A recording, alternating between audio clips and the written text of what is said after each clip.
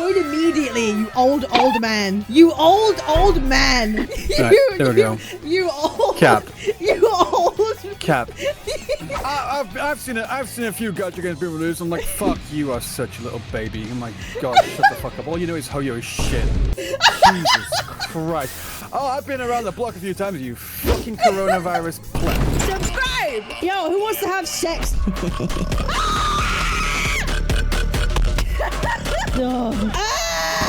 Coronavirus What do you mean? Listen, give me a minute. You know what you should do? You know what you should do? EOS myself probably is what you're gonna say, right? I was gonna say stop being a fucking moron, but okay, I'll go with a that. A moron? I want to know, how's your Glaive? The stinky penis loving fanboys here. Oh my holy fuck. What the fuck? Okay, oh, here he is. I got a lot, actually. I don't want to move. First my mod, and now fucking this. Yo, Ethong, how are you, man? Yeah, I'm not gonna lie. Ethan, why are you black? Hey, Tama, what is wrong with you, man? You come up. I swear you have Tourette's. You legit straight up have Tourette's. Oh my god, Connor's thoughts. Normal. Connor.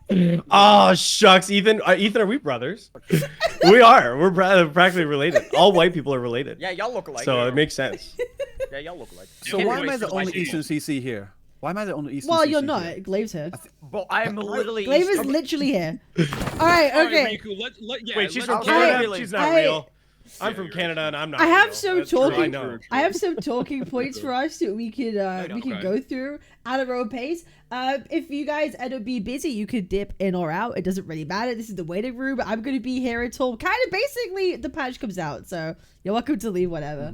The first thing I had, maybe we could talk about. So there's been a tiny bit of discussion about the CN versus EN community at the moment. It's been a little bit spicy. Yeah, here we go. Oh no, it's a bit of a deal. And we have a couple people here which I think will be really interested to get some thoughts on. Obviously, Ryukyu, you're a British man in Japan. You know both sides of the coin. Yes. And we have Glaive, who also knows the eastern side of the content space. So I feel like we might have a little things to talk about here. So I kind of want to get yours opinion and take. So do you genuinely think Western CCs are bad at games in general or gachas? What do y'all think? I don't want to pop off. Yes, why? Go on, Mr. Easton. Oh, I'm gonna go after John Eastern. Go ahead. Go on, Mr. Easton. I didn't. I'll. Go ahead. Well, like, yeah, I mean, pressure's on. I mean, so you feel me? So it's like, yeah. Yeah, for sure. No, I think what Glaive was trying to say. based. Yeah. I actually. You know what's the craziest part? I'm gonna be so straight up. I think Eastern CCs are way more sweaty, and I think that might make them potentially better. I don't think that was the issue. That's not the issue. But that was there. You know, I feel like it's always been it's always been like that. Like in Valorant, right? They always say that Asia servers is the hardest servers. NA is so bad. EU is so stupid. They always flash for each other and they bait each other, and then Asia is always like, you feel me? Yo, thank you for subbing. Like, the highest headshot percentage. All CCs suck. True. All CCs can suck. Yeah, no, we all suck. We're all trash. I suck dick. Absolutely. I think West versus East always exists in any forum of like games, like Smash Brothers back in 2004, before the internet was a thing. Like that was a real thing. I don't think that was the problem. I don't think the problem was we're better. I like, who the fuck cares? Like, if you want to go solo a hologram with Donjon for 500 years, that doesn't fucking matter. I think the hypocrisy of every statement coming out of all of the Eastern CCs is the problem. You know what I'm saying? I don't care if you're better than me at a video game that I could just spend money to be good at. I don't care. Honestly. That's exactly where I was thinking the whole time. Like, even in the question, like, do you think Eastern CCs are better or than Western CCs? I'm like, can you be bad at Gacha? Can you be bad at Gacha games? Like, it's the dumbest thing. None of them are really that hard. Like, so I just always thought the question was just hilarious. Even taking the only thing that makes it dumb is that it's a Gacha game, right? But if we go to like Valorant or something, like from my side.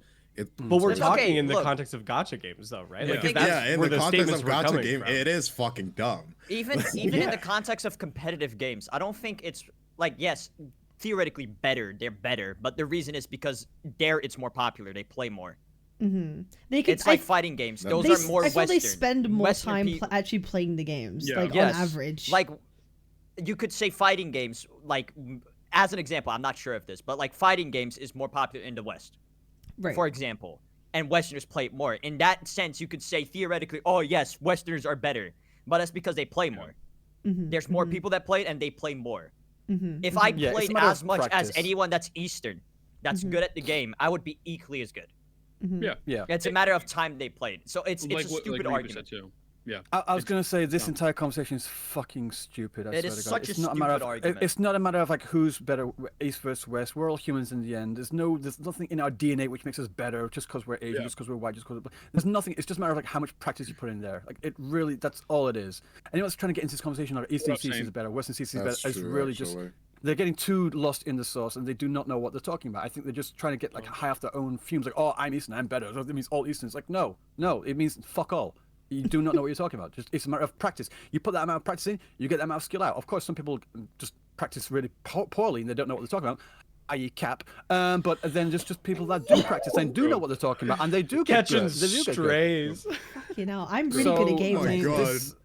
She's gonna be the new EO. Fuck, catching all these strays. Oh my god. Okay, that's wild. She's That's a She glue of might be Wuthering. the glue in the system. yeah, Oh, I'm God. the real saying. glue, guys. This is how it is. Cap is the one. No, you're bringing not. every- I'm the bringing real all of them glue. What the together. fuck? She's the glue and rivals. She keeps everyone glue. alive.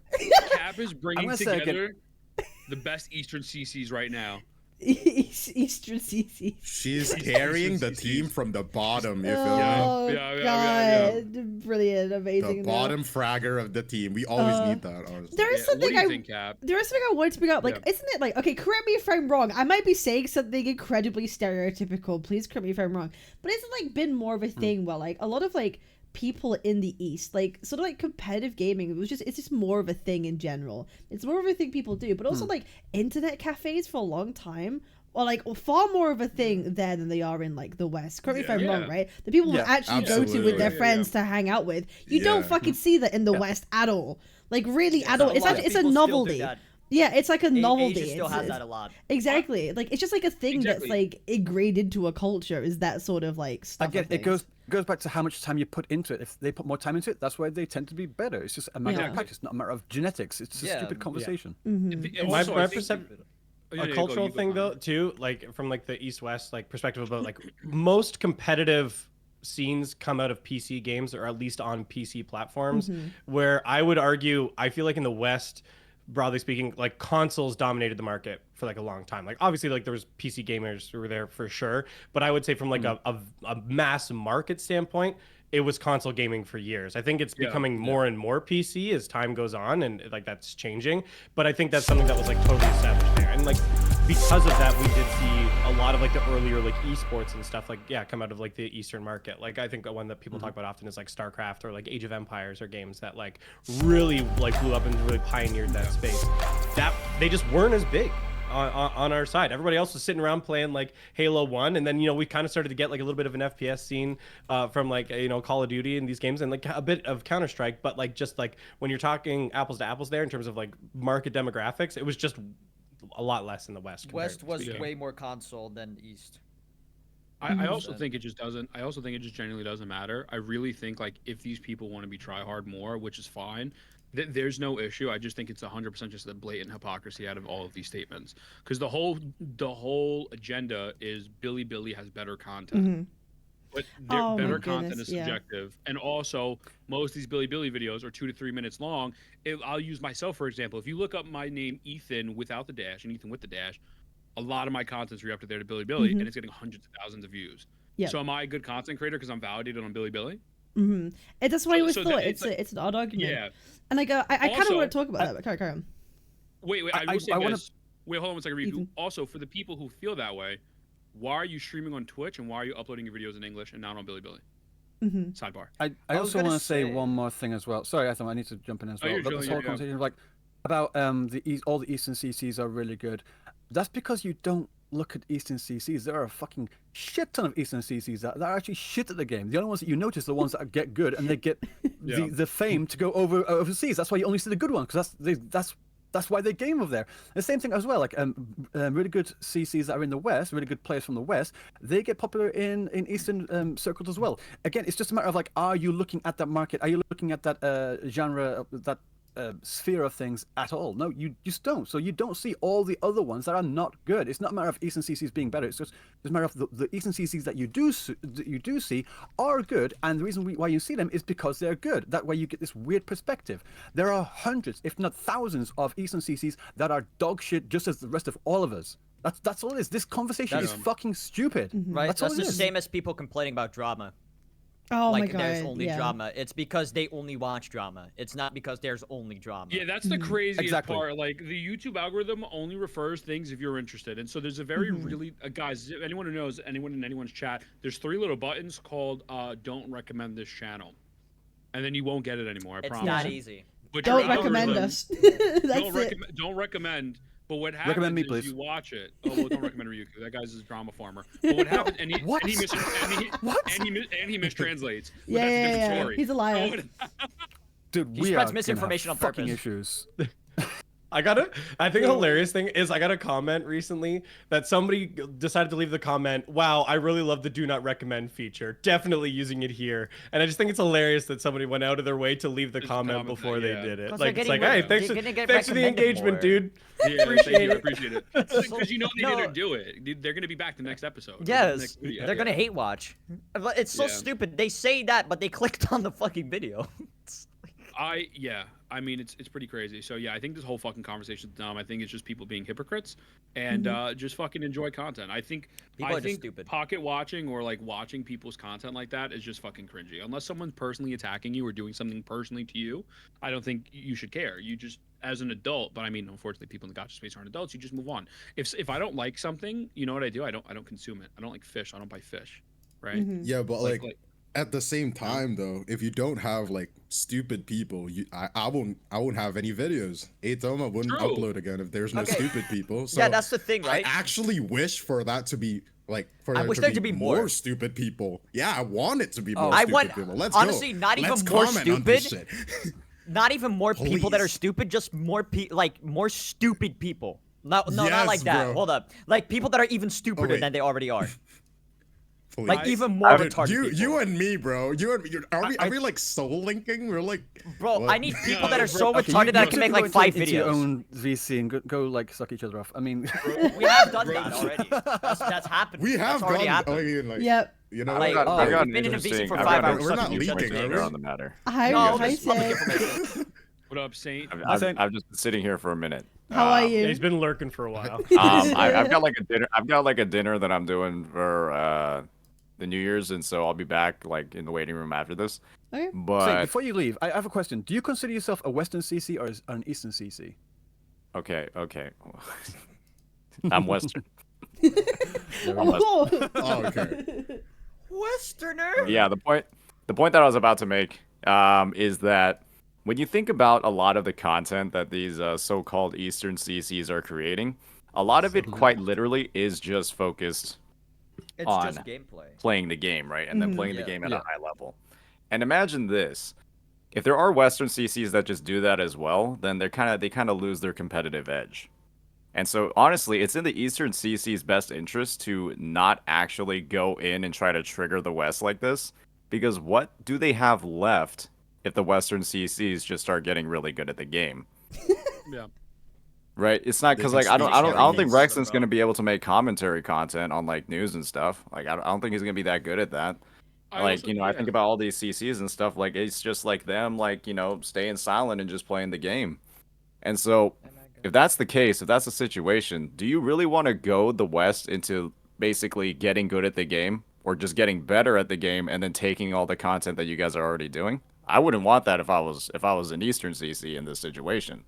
So it's almost like they're kind of like killing their cow, in a sense. They're not going to have any milk anymore.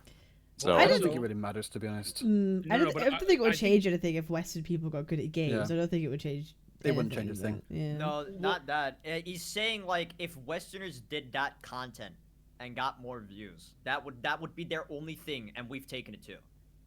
That's what he's saying. But it's not Also, though because he'd be taking their only type no, of it wouldn't content. though because the Eastern I'm people not- are not I'm going to watch just Western clarifying what content he's in saying. general though. It's like they're gonna. I'm not saying that. I'm just clarifying what he's saying.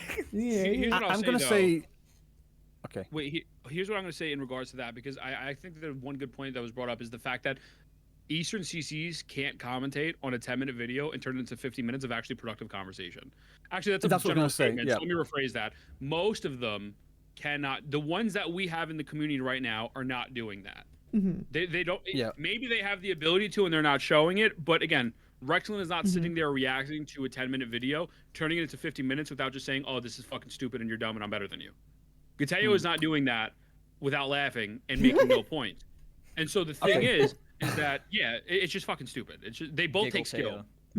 I want to just push back on this whole thing of like because these guys don't make videos talking about things, they just do gameplay videos. That makes them somehow better. I'm saying I don't know. I want to say that's kind of like worse in a sense. They're doing the what? They're doing the gameplay, but they're not talking about it. I mean, like Western CCs, we talk about the why and the how. We go like a few layers deep, where they just play the game. I mean, if you want to just watch people play the game, fine. I'm not saying anything against people that want to watch that. I mean, there's a time and place. I mean, it's really cool to watch gameplay showcases of things. But it's like I think it's also interesting is to have the conversation of like, why is this happening and how is this happening? It's good to go a few layers deep as well, and that's what happens more in Western conversation, which is often being like just being looked down upon. Like there was the tweet from Western saying, "Oh, I just game. I don't complain about this." Like, we're not complaining all the time. We're talking about the games. We're talking on a level deeper. Yeah. You want to play it? That's fine, but don't look down on us just because we want to take it a few layers deeper. I mean, it's just a really weird thing to be all high and mighty about. You bring up something funny, Ryuku, because if you look at Rexland's Twitter history, he actually posts a lot of commentary. He comments on a lot of issues about the game. But the thing is, we're just going ahead and we're monetizing what he's posting for free. And honestly, to me, that's a little bit of like a dumb move on his end, right? If he has all of these opinions that he's willing to share publicly about stuff, why not make some money off of it instead of, just basically doing it for free? And why kind of like look down on people that have the ability to make money off of it? It's a weird thing to get all high and mighty about. I don't see why. Well, I'll tell you why. No, I'll tell you why. Because I think this is a big issue with a lot of Genshin players, and not as much as WUA, but or even HSR players, because a lot of people probably won't care. If you build your audience off of just doing viewer clears and playing the game and only nothing but playing the game, you're gonna have people only coming to you for you to play the game. I had this problem in Genshin. I did over hundreds of Genshin Abysses. I did a 100-hour stream of knocking out 1 million Genshin Abysses. People would not watch me if I wasn't doing Abyss. And so they wouldn't care, in my opinion, because like I just want to see you play the game. And so that's why a lot of these people can't do that, because their audience doesn't care. They're going for the gameplay as opposed for the person. So you could have your own subjective opinion about what content you think is better, but I would rather cultivate an audience that cares about me as opposed to just me playing WUWA at a high level. That's why So I enjoy commentary. We also lump so much together in commentary too that like it's just not like a good like categorization, because commentary can be okay, let's talk about like development cycles, let's talk about like the trajectory of the game, let's analyze certain functions in the game. Is it better, is it worse, like and have a productive conversation to provide good feedback to a developer, which I think is 100% a constructive thing and a positive thing that I don't think even most Eastern CCs would like speak against. I think that often just gets lumped into, let's be real, some of the petty back and forth that happens like between creators, like the schoolyard name calling that does like happen from time to time. And like I think if somebody wants to be critical of like some of the slop that gets like pumped out from there, like I think that's totally fair. But it's when you take that a step further into now basically English speaking content creator is basically garbage if they do commentary content, and it's like these things are not equal. That's where it sticks over. Like it's kind of what we spoke before. Like we see a lot of comments these days of what constitutes as so-called drama, and it becomes anything that's commentary that's like disagreeing with an opinion or take about Gacha is drama. When to me, drama is like defined like an attack against a person. If it's something that's like a personal thing, to me that counts as drama. Okay, we're getting to the degree with people, but if we're talking about opinions, debating opinions, that is not drama. I think people are so soft to that word. Yeah, exactly. I made two videos in the past week. I'm not plugging myself. You don't even have to watch them. They're like an hour long. Yeah, go watch my videos, by the way. And everyone there was saying I'm drama farming because I'm pointing out how predatory these kits are, how the region is, all these other things, but I'm a piece of shit because I'm drama farming. You know what I'm saying? It's guys, I got the same thing. I put my video out about why I felt a certain way about this 2.0 update, and I got accused of being a drama fan. I'm like, I'm not. This is just legitimately just how I was feeling. I'm sorry if it doesn't play in with what you guys were feeling as well. I'm sorry if I can't help it. It's just what I was thinking, what I was feeling at the time. And if you think that's drama, I'm sorry, that's a you problem. It's not. If my drama, in my opinion, goes to what Kev was saying. Exactly. I said that as well. It's definitely me problem. No, not you. I'm sorry, and not a you problem. I mean, it's their problem. It's their if they're interpreting your opinion because you said my opinion on Rinascita is this. Who the fuck cares what you think? If I don't agree with you, that is not drama. It is their interpretation, and they twist it to drama because they're emotionally attached to they're these video projecting. games. Oh no, I feel sad. I feel sad because I don't like your opinion. Therefore, you made me sad. It's your fault. You're the problem. Like it's literally the definition of projecting. It's bad. It's a dismissive, it's a hand wave tactic to, I don't want to engage with any of the criticism that you've given me. So I'm just going to say, oh, this is all just drama. You're just trying to be a shit disturber. So therefore, I'm trying to invalidate all of the points that you have, which is like, it's not good argumentation. Exactly. It's fucking stupid. It's dumb.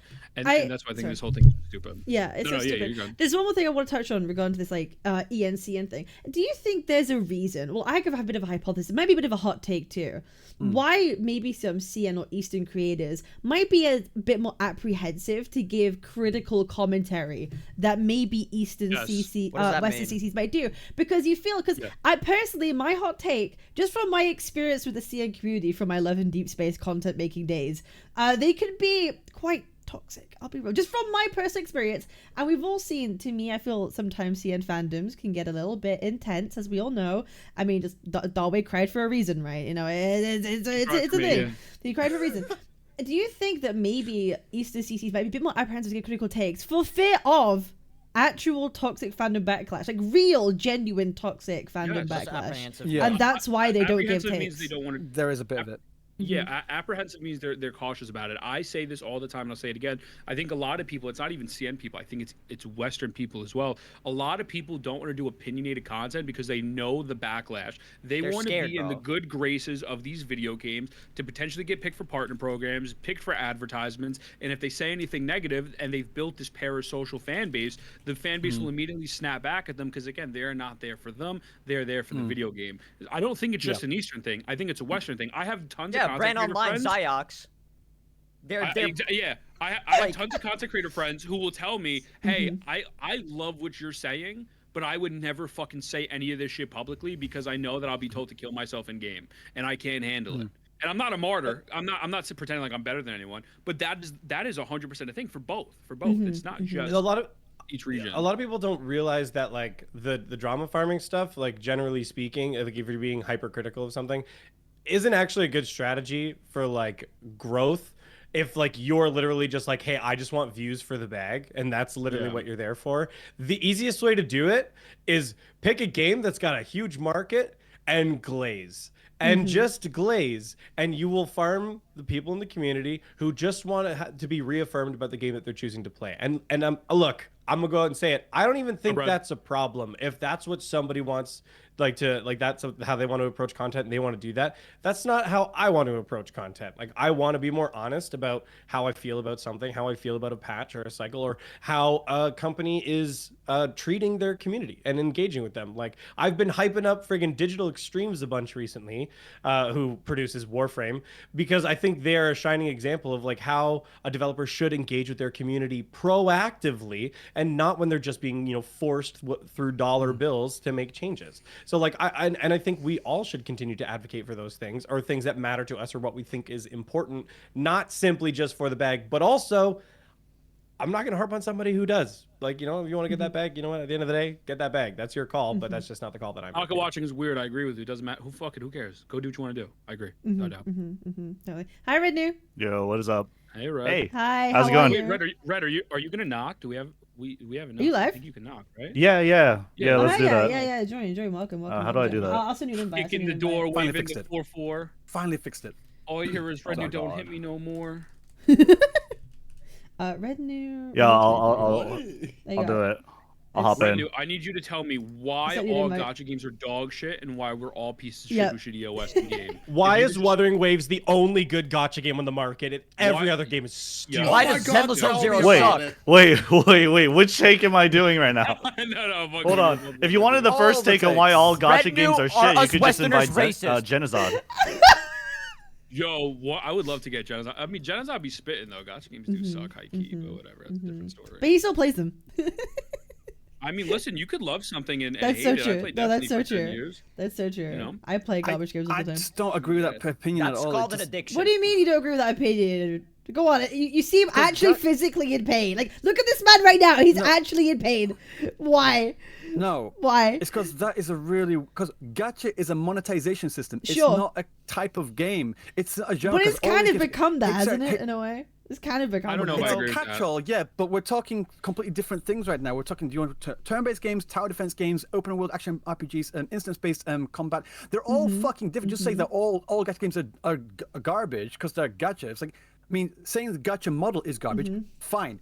Cool, I can agree to that to quite a fair bit of extent. But Hey, saying, hold on. No, this is where you're wrong, Ryuku. Yeah. 'Cause I've been thinking about this for a while, because you're right. Okay. If you zero in on specific gameplay mechanics and you want to do like an apples to apples comparison, you're right. You can't always do that. But what I've been thinking about this a lot. What gacha does is it creates similar artificial barriers within the game itself so that it can be crossed by its monetization model. So while the gameplay might not be the same barriers or issues you will encounter are the same. You're going to encounter stamina systems. You're going to encounter some degree of artifact grind. Like there's consistency across them, and I've been playing them across like various models. Like I've been playing Girls Frontline 2 recently, Genshin, Wuthering Waves. I played oh my gosh, what's it called, Guardian Tales, like a shitload of different games that like they all still have a similar core to them, and that it's because it's the monetization first and then gameplay second to meet that. And so that's why you can make some of that there. Yeah, the core question to all of it is that, like, does this monetization affect the gameplay? And if the answer is yes, and then to like what degree, right? How significant does it impact what you're actually doing, like on a daily, on a weekly basis, and how it influences the resources you gather, right? I think it's not like, okay, it's not a genre, but it's significant enough that they create a category of games, and all of these games kind of fit under that box, right? And that's what they're referring to. I want to like just pop in on Annie as well. There are other games as well which aren't gacha, which also have this energy system. The energy system is not really there because gacha. It's because it's a thing that's been implemented to keep people playing. Because if you allow them just to grind for the entirety of the time ad infinitum, then people will get bored of it. So the energy system is a way to make people constantly feel like starved for that gameplay. Because the gameplay of whatever game it is, it doesn't matter what it game, turn-based action, whatever it is, the gameplay is good. The actual game itself, the core gameplay, the game itself is good. It's just the things of the gacha, of like the energy systems and all sort of thing, what's a detriment. And that's what I was going about in my Wuthering Waves hate video, about things that could be implemented which would make it less. It would be a good game first, a gacha game second. So like I think gacha should only be limited to the pulls, to the characters. I do not think the gacha meta or gacha tropes of like the stamina system or the RNG for the artifacts trace whatever it is. I do not agree with that at all. I think it's completely fucking stupid, and I do not agree with those things. I think if you remove those, I think people. Yeah, I was close on that one. I didn't. I'm trying to save myself now. But it's like there are a lot of things retarded, in there. I have a rebuttal though. When you're done, I have a rebuttal. But it's like the game itself, the games at their core, they're good games. I don't like this catch-all saying gacha games equal shit. I mean, people often say with the story as well. Again, at the beginning, a lot of gacha games do struggle with the beginning parts of their story. It's not really that good. But a lot of people say once you get to this part, that's when it gets really good. Same thing for PGR, same thing for Fate Grand Order, same thing for HSR. Well, I mean, depending on how much you like Yab. But it does depend. So I think you're taking this a little bit deeper, though. I think you're addressing 3 different points. I think the main point, because I don't necessarily disagree with everything you're saying, but I feel like a game like Path of Exile, that is a live service game, right? But I think a lot of people consider Genshin Impact a live service game, but they cannot be one-to-one compared at all, because Genshin Impact and all these other gacha games specifically give you new characters every 6 weeks to spend money, while Path of Exile says, hey, here's the game, in 8 months I'll drop an expansion, and you don't have nowhere near the restrictions as a gacha game. So while gacha games themselves are maybe not necessarily a genre, they are technically part of live service. They're in their own little bubble. Now, for you to say like generalization, saying all gachas suck, of course that's wrong, right? I said it sucks earlier. Like, yeah, not all gacha games suck, but I think what people refer to is the aspects of the gacha that make it not as fun as a regular live service game. And I think your wants for Wuwa are just not realistic for a gacha model. I have a question, Ryuku, like, because maybe you have an example here, so I'm totally open to hearing it. Like, you were making claims that like the energy, you're making claims that like the energy system, like is not indicative of like a gacha game. But I think I have yet to play a gacha game that doesn't utilize an energy system in some kind of way. Is there a game that I would say is like in a similar category to what we've been discussing that uses an energy system? Well, I wouldn't even necessarily even say as popular. I'm just saying any game that uses an energy system that isn't a gacha game in some way. Nikkei, do you have pretty sure, like, no, Nikkei is 100% a gacha game. Candy Crush and games like that, they all have energy systems as well. Yeah. I mean, there were other games beforehand that had energy systems, and because they became so popular, gacha games took that as a way to. So that's what I'm saying. No, you're going into broader mobile. The reason they I'm saying of the kinds of games we're talking about, like where it's like these like character builders, these like where there's some kind of like more involved gameplay that's not like fucking Candy Crush, that uses an energy system that isn't gacha. I think it's important to kind of like sort of pinpoint like what are we talking about in the conversation, sort of like what Connor's saying, right? What is the vernacular? What are we all referring to? And if we can all kind of like and agree on a sense of terms, if we all can say like, oh, gacha game, right? There's some other characteristics that are involved in that, like a character builder, character collector, RPG. We're talking about the anime stuff, right? Wuthering Waves, Genshin Impact, Zenless Zone Zero. These all kind of fit under that broad category. Whatever we call it at the end of the day, this is what we're talking about, right? Yeah, right. That's what I just wanted to come in on that.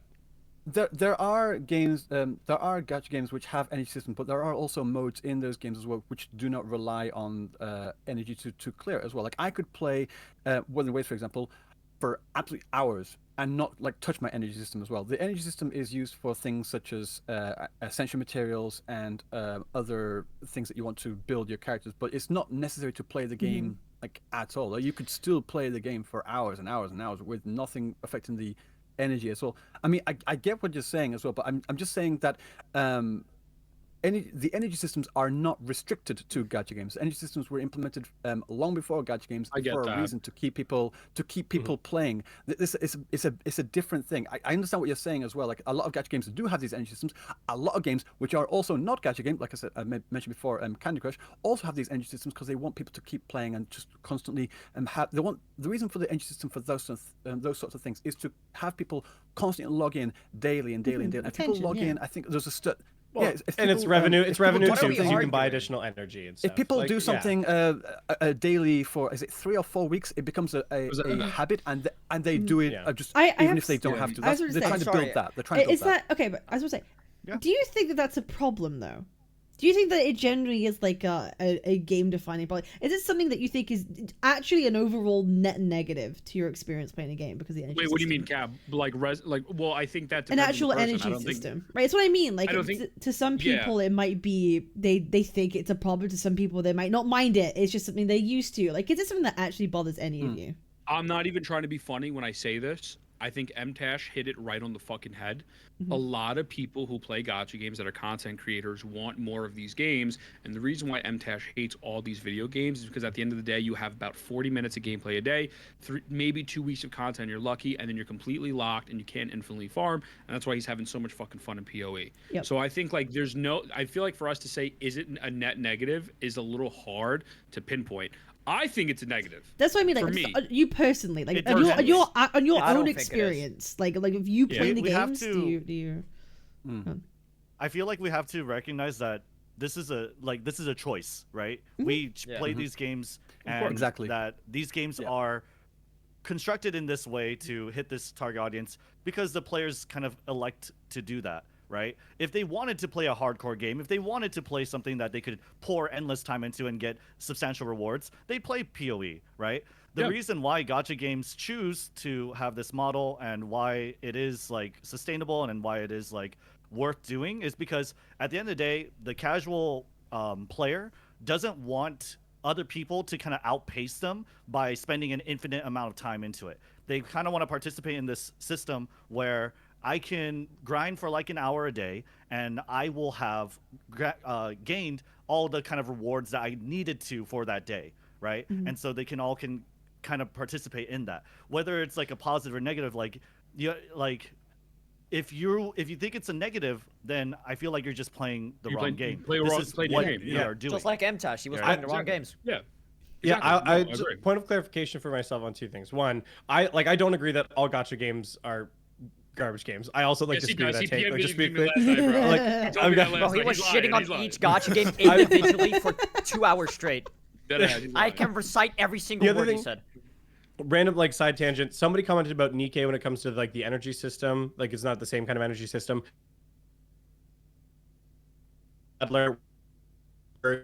The energy system is effectively time because the only resources here is basically gated to time spent in the game where the resources are building and or putting money into the game so you can buy additional resources. So it effectively operates the same thing where instead of waiting for the energy to recharge, it's just slowly charging resources for you. It's the same shit. It just manifests. Or for relics, you just wait a day.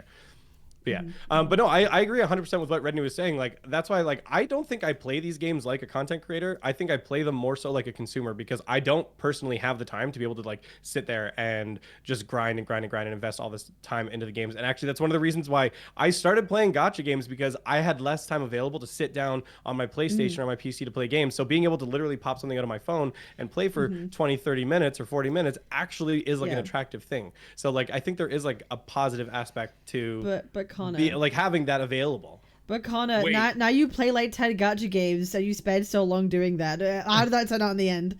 Wait, I'm so sorry. I've reduced them. I've reduced it. I don't want to go backwards. I don't want to go backwards, but that brings up a point in my mind. Sure, go for it. Not to ask a question.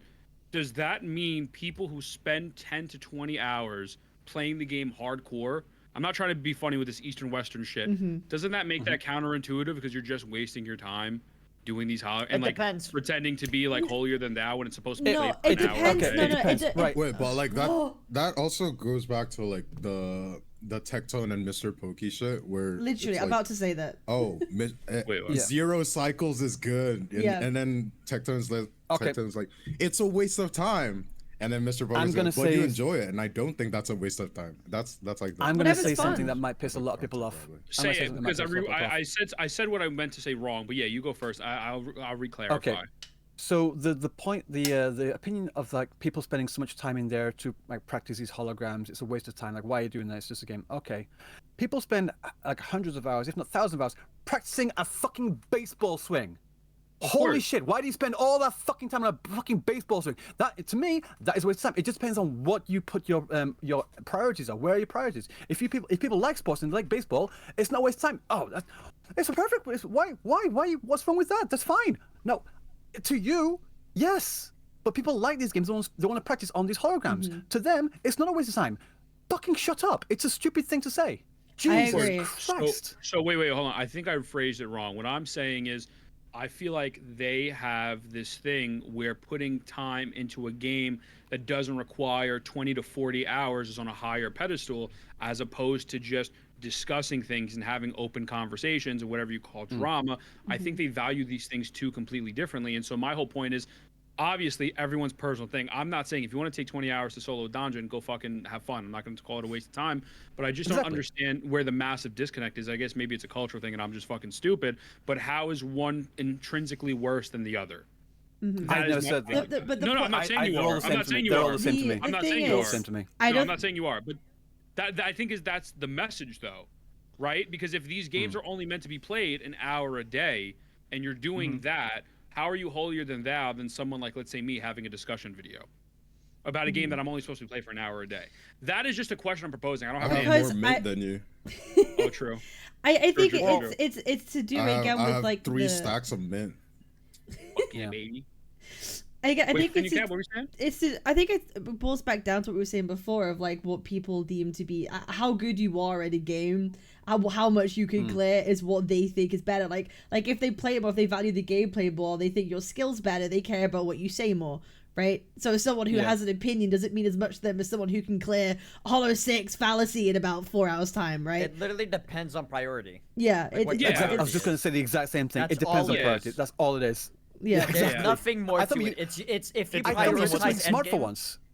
I thought it depends on what you're talking about too, right? Are you okay? If you're talking about, because if you're talking about like holograms or like clear times or like strategy, right? You would ask someone who is pouring more hours trying to min-max and figure out like what are the best things. But it doesn't disqualify you as like someone who does play like an hour a day or like regularly, right? More than regularly, right? That's like where you would kind of fit in, right, Ethan?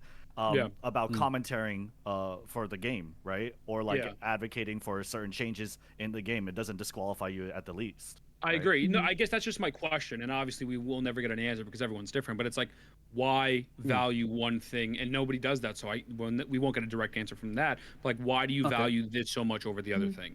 And so yeah, my bad. I didn't mean to bring it back to East versus West, and I'm not trying to validate anyone's feelings. It's not priority. If you're better at the game, your opinion is more valid. that's what I'm thinking. But I think there is like a layer of truth to it though, like a tiny layer of truth though. Like if you can prove that you are good, that if you are good at something, then people are gonna give a shit about what you say more. I mean, you know, obviously, if you're good at baseball, on the topic. Like, I don't know about that. I don't know about that. It depends, right? Because like, if someone's looking for advice and they're on neither side, and there's someone who does like commentary for baseball and someone who's actually played baseball, and they're looking for information on how to get good on baseball, you'd ask the guy that has played it, and not the guy that commentates it. But no, the guy. No, I disagree into a bit because sports commentators sometimes haven't played the game. It's not fully. But they are communicators. They are able to communicate what they think and feel about something. Sometimes far better than someone who plays the game in. Right? They have the physical skills, and the muscle memory, and the know-how and experience, but they might not have. It's like analytical skills. Yeah, exactly. It's like a teacher. A teacher is taught to teach too, as well as having the knowledge. Right. That goes to a different conversation of, is it better to have knowledge or experience? I mean, it's kind of a bit of both, but that goes into a really deeper conversation I don't think we really need to get into today. My bad, I threw it off. I had a Toma moment. I was just curious. But Glaive has honestly.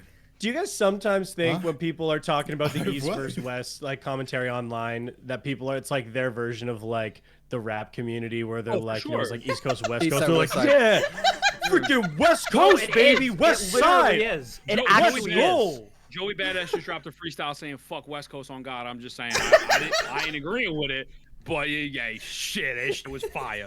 But yeah, no, 100%. It's definitely like a. It is like that.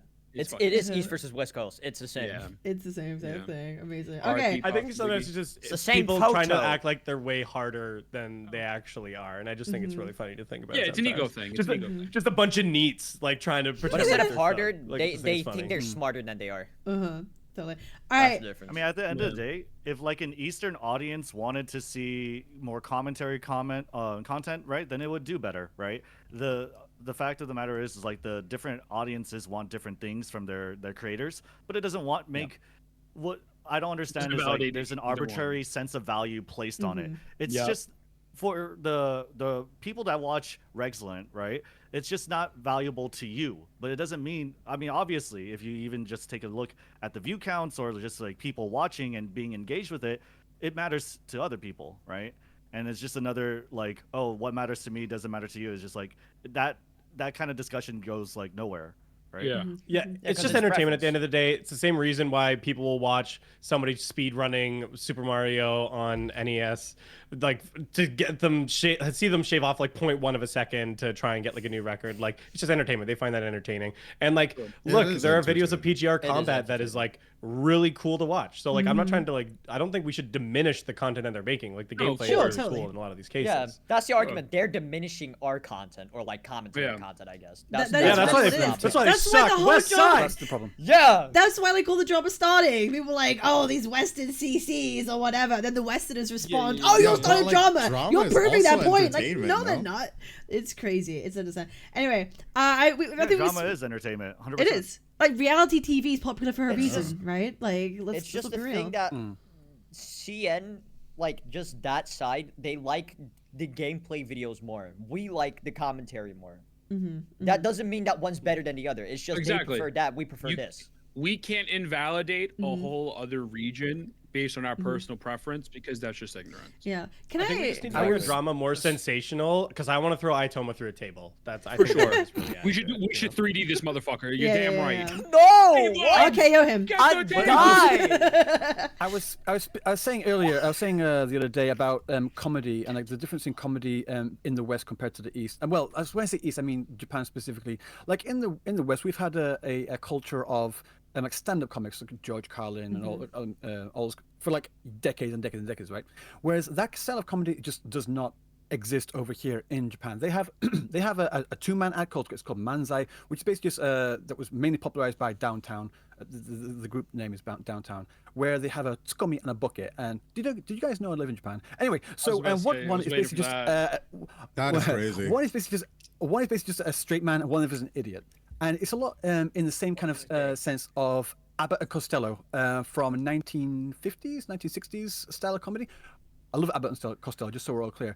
But I'm just saying the style of comedy over here in Japan is completely different to what it is in the West. Does that mean it better? Does that mean it's better over here? No. I prefer the ones in the West, I'll be honest. So when I look at this Manzai style, some of it I do enjoy, but a lot of it is like, what the fuck? I mean, no one would say that. No one would act this way. What the? I'm so it is literally brain rot for me. But like they like it. I asked them as well, like, why don't you guys have this style of comedy in Japan? Like, no, we just want to turn our brains off. Fire. That's fine. It depends on what you want from this style of thing. This again, it goes back to what we were saying earlier. Priorities. Just because one person has this priority and another person doesn't mean that this person is better or worse than the other person. This entire fucking conversation is stupid. I swear to God.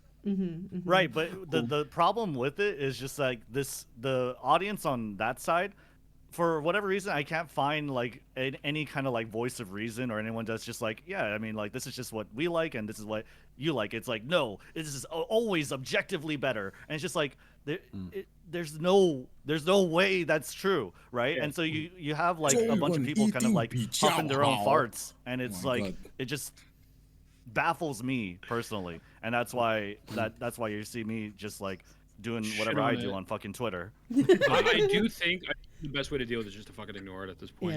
Because I feel like you just bring more attention to it. No, but it's a non-issue. It's a non-issue. I'm gonna farm it.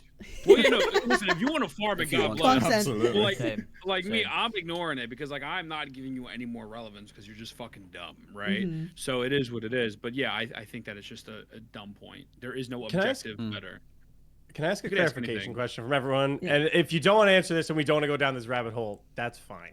But like when you guys were seeing like the Western CC comment, I think a lot of people were interpreting that as like a race thing. Did you guys interpret that like racially, or were you thinking it was more so like English speakers? English speakers, probably Western Europe and America. English speakers, but I think the context and the additional tweets and additional clips that were put out from these content creators afterwards turned it even into more of a race thing. The actual tweet itself, I don't think is what said, oh my God, this is intrinsically racist. I think it is personally, I know Gateo made those comments, which was like Gateo very said overtly specifically white. Yeah, so like that's that why was I'm not racist. But like, you know, like Rexland's comments about like the Western CCs, like I think people started like conjoining the two things when I was seeing like the dialogue happen, where I was like, okay, I'm like personally, I was like, I'm not gonna make that jump and say like that's what he's saying there.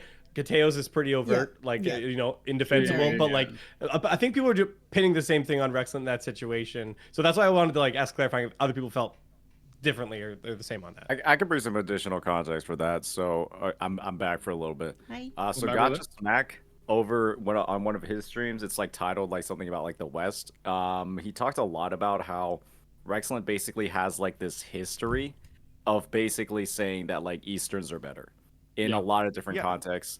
Whenever something like bad happens or there's something negative, there's something about like Southeast Asia and how they have like a negative spin on something. Rexland just like randomly brought in the West into the conversation, and you can just see like this worrying trend of just like prejudice against the West in pretty much a lot of the recent tweets that he's been making. You look up like West or EN in his Twitter history, and it's just like a lot of stuff that's like really on the nose. There was like one person that was like talking about all of these people have quote unquote something in common, and it literally had quotes around something, and then Rex chose that tweet to reply to. And that tweet was obviously talking about the tweet he was replying to was obviously talking about like people doing bad things and like, you know, they're doing these bad things and they all have quote something in common, end quote. And then it's just like, why is he choosing those tweets to reply to? And when you see like that sort of just trend in all, you know, not all of his tweets, but a lot of his tweets, and then you see it capped off with, oh yeah, Western CC suck balls at the game and aren't gonna be able to do this hologram.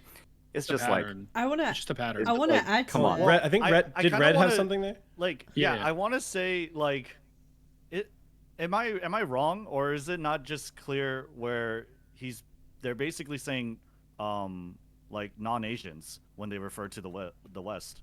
I think that's what it is too. It's a little bit, because like I mean like Saint Tontes is Asian, right? So I guess that, but it's still like it feels more xenophobic, even though it's not like I was gonna say that, yeah, towards one race or whites or black or whatever. It's more like non-Eastern Asian, because like Ryuku Sensei is a content creator in Japan. He's literally the definition of an Eastern CC. But if you ask Rexland, hey, is Ryuku Sensei an Eastern CC?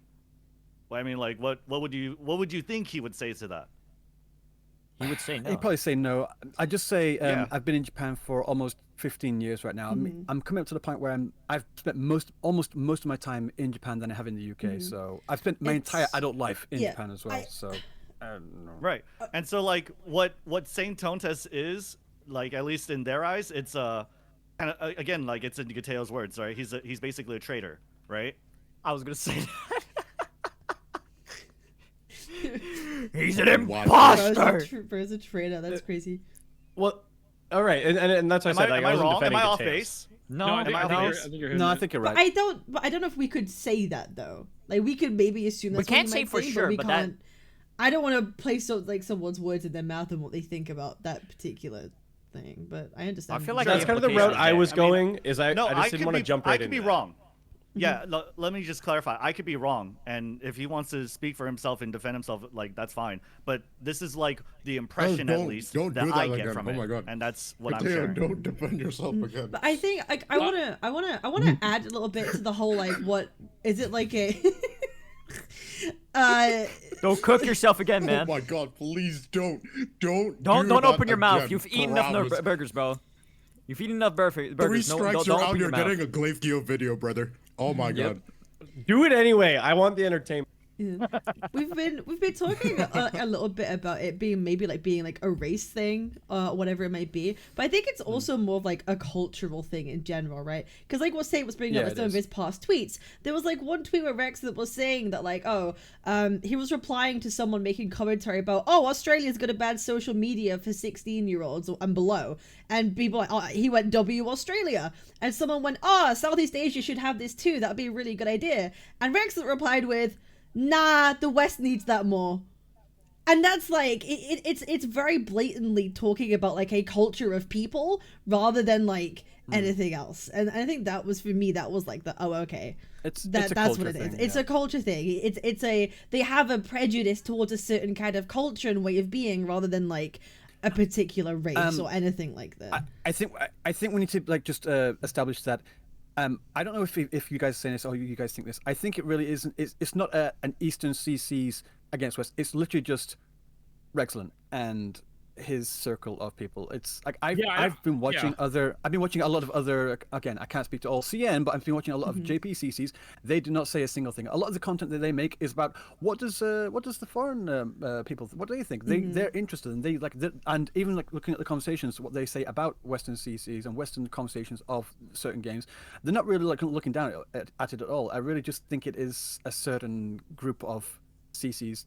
It's those two content creators, bro. It's those two. For us to generalize all of the East the way this weirdo did, we would be doing injustice to those people. 1000%. It's just those two weirdos. Like, it's just straight up. Unless someone else comes at, well, actually maybe three, but those three weirdos. But other than that, it really hasn't been anyone else outwardly intrinsically saying the West is fucking dog shit, right? It's just those three weirdos. It's not an East versus West. It's everyone else versus Rexland and Gateo on whoever supports them. So really. do you not think at all that might be like maybe like an I think it could be like an uncomfortable conversation though. If we're saying that it's just like a small subset of CCs and not really something that maybe other people in the East might have. Like, are you saying that it's not like a common prejudice that people might not have? No, that's not what I'm saying. I'm saying those three people are the vocal CCs. I'm not saying that maybe people in the East don't think that, but I think it'd be disingenuous for me to say every single Eastern content creator thinks that they're superior than Western content creators. I'm not making blanket statements like that. I'm not them. Yeah, no, it's literally just Rexland and Gateo kind of like pushing the schema onto like their audience and onto our audiences too, right? It's them kind of like pushing this sort of narrative that's just completely demonstrably false, just in every single way. Right? Like, there are casual content creators in the Eastern scene. Like, even just look like Hololive VTubers. Most of them are casual gamers, right? They're not hardcore at all, right? There are casual content creators and like commentary as well. I saw a lot of commentators for Yu-Gi-Oh in Japan. That's what I was saying earlier. Like, again, there's a lot of like there's hundreds if not thousands of Eastern CCs that are dog shit at the game. It's really weird to say that all Eastern CCs are better or whatever. It's a stupid conversation. I think it's a classic case of Japan being based. Okay, you know, we're all weebs here. Japan equals good, and Ryuku has proved that to us today. I think one thing in particular that's important to point out this is Japanese dog. You can even see it in the chat, the shared chats that we have right now. There are just a lot of people that have like an impression, right, of Rexland, have an impression of Eastern CCs, and so they're just straight up not going to take anything he's saying at face value. They're always going to, in a sense, I know it's an ironic term to use, they're going to whitewash what he's saying into like a different context. And you know, I've said it once and I'll say it again. Like, guys, when we're looking at the framing of this conversation and when we're looking at all the receipts that are being pulled up, maybe somebody should like do that. I don't know. Just take your mouth off of his dick for at least half of a second and just read what he's actually saying. Rexland just makes PGR content. He's a good guy. What are you talking about? He literally just makes PGR. Stop. He's so good at the game, and that's it, bro. He taught me how to play the phone game. You interpreted his comment about you wrong, so therefore you're the problem. He taught me. So you're the problem. Swap back. You did it. Take his dick out of your ass for at least half of a second. Actually read what he's posting. See the trend of how he's posting it and how he's constantly targeting one specific part of like the CC or even like the player-based population, right? He talks shit not about the CC, not only about the CCs, he talks shit about the players too. And the thing is, when you see a trend of that repeatedly, right, over months worth of span, and that's like all he's doing whenever he talks about, has he ever talked good about the West? That's the funny thing. Try to find something on his Twitter of him not, whenever he mentions the West, try to find something, an example of him not shit-talking the region. I don't think there's anything about it. I think every single time he's mentioned the West or mentioned EN, he's just talking shit about them every single time. And so when that's what you're seeing and that's what you're getting, why are we continually, again, whitewashing every single viewpoint that he's had and trying to paint it in a different context when you quite literally don't need to? You just have to see what there is. I can tell you why. It's because they agree with the sentiment. That's it. And so they're just going to mindlessly kind of go towards it. A good question to any Rextard out there is just like, what has he said that you disagree with? What do you disagree with, right? And it's just, in case any of the censors are listening, China #1, by the way. I love China. I love China. Hey, you guys should just start banning people from your chats. I don't think Rexlin is wrong. I think you should just start banning people from your chats. Wait, who? If I'm frankly being honest. I don't think Rexlin is wrong. I've been ignoring my chat. Someone says I don't think Rexlin is wrong though to a certain extent. Okay, interesting. No, he's a retard. Chat is that in? Is it my chat? I mean, I can't tell the shared chats. I cannot tell. I cannot tell who's it tells you the icons. It tells you the icons on the thingy. Now Rex just asked for nothing more. Yo, shout out to my chat. Base chat. I just think it's so fucking stupid. I think the whole thing is fucking dumb. And you want me to be very honest with you? I think this is a ploy to stay relevant. Sometimes I really don't think they mean half the shit they say. You think? I think he's just shilling his own content. He's saying I'm better. Like, watch me. I'm better. Watch me. That's all it is. I don't think this. Because a lot of people said that everyone's responding because of egos. No, if someone's attacking you on the internet continuously and there's a pattern of this happening over and over again, you're going to respond. That is not ego. That is me saying, hey, I've seen this tweet a million times. I've seen this sentiment a million times, and this is fucking nasty. And then you talk about people, and then you have possibly the most catastrophically horrible community I've seen in Gacha content creating ever. And then you're sitting here wanting to be praised like Enviosity, when in reality you got some weirdos doing weird shit in your discords and your chats. So it's not an ego thing. It's not, oh my god, his ego was hurt. I don't give a fuck, bro. I don't give a fuck what anyone says about me, and I'm sure everybody else doesn't give a fuck either. It's simply the fact of like, people need to call it out. I don't know why nobody else does. It's fucking crazy. I mean, other than the few people here and Techie, and I think Shinya just actually dropped the video about 8 minutes ago about it. I got a notification. It's fucking insane to me. I mean, this is the framing, right? We could literally just frame it in the opposite way like this. Rexlin over here, all this fuck does is post gameplay clips. He can't even talk about the fucking game. He doesn't know enough about the game to speak on it for a long period of time. Like, what's wrong with him? Why isn't he talking about the game more? Why does he only play the game? Why is he stupid? He needs to stop that. Like, it's one of the things. Like, if you're so good at the game, then show people why you are, right? Talk about why you are. Talk about the things that you have. It's actually literally just like Twitch. He does do that. Either you're good at a game or you are funny as fuck. No. Like, let's just be clear here. He does do that. But in general, can we hold the conversation towers, he does go hit runs, within ways now, or what? Yeah, I think we can move past I'm this. down. Yeah, absolutely. We can move it on. All right. So, I think Wu 2.0 is going to flop, and I think the reason it's going to flop is because they don't have a me in the community. I'm just going to be honest. Amazing. Racism bad. I was going to say that. Right, so if we're going to move on the conversation a bit, let's actually talk about some Wuwa. Let's actually talk about some Wuwa. Let's talk about some content about Wuwa. Let's talk about things that are coming up. We have Carlotta. Okay, the trailer came, but someone's echoing a little bit, by the way. I don't know if everyone's noticed it.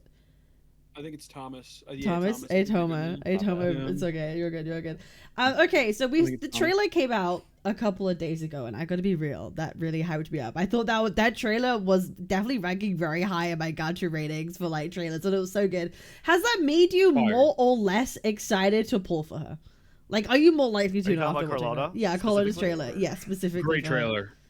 Fucking great trailer. I'm gonna go watch the trailer. I'll be right back. Carlotta's gonna watch it. You haven't watched the trailer? Bro.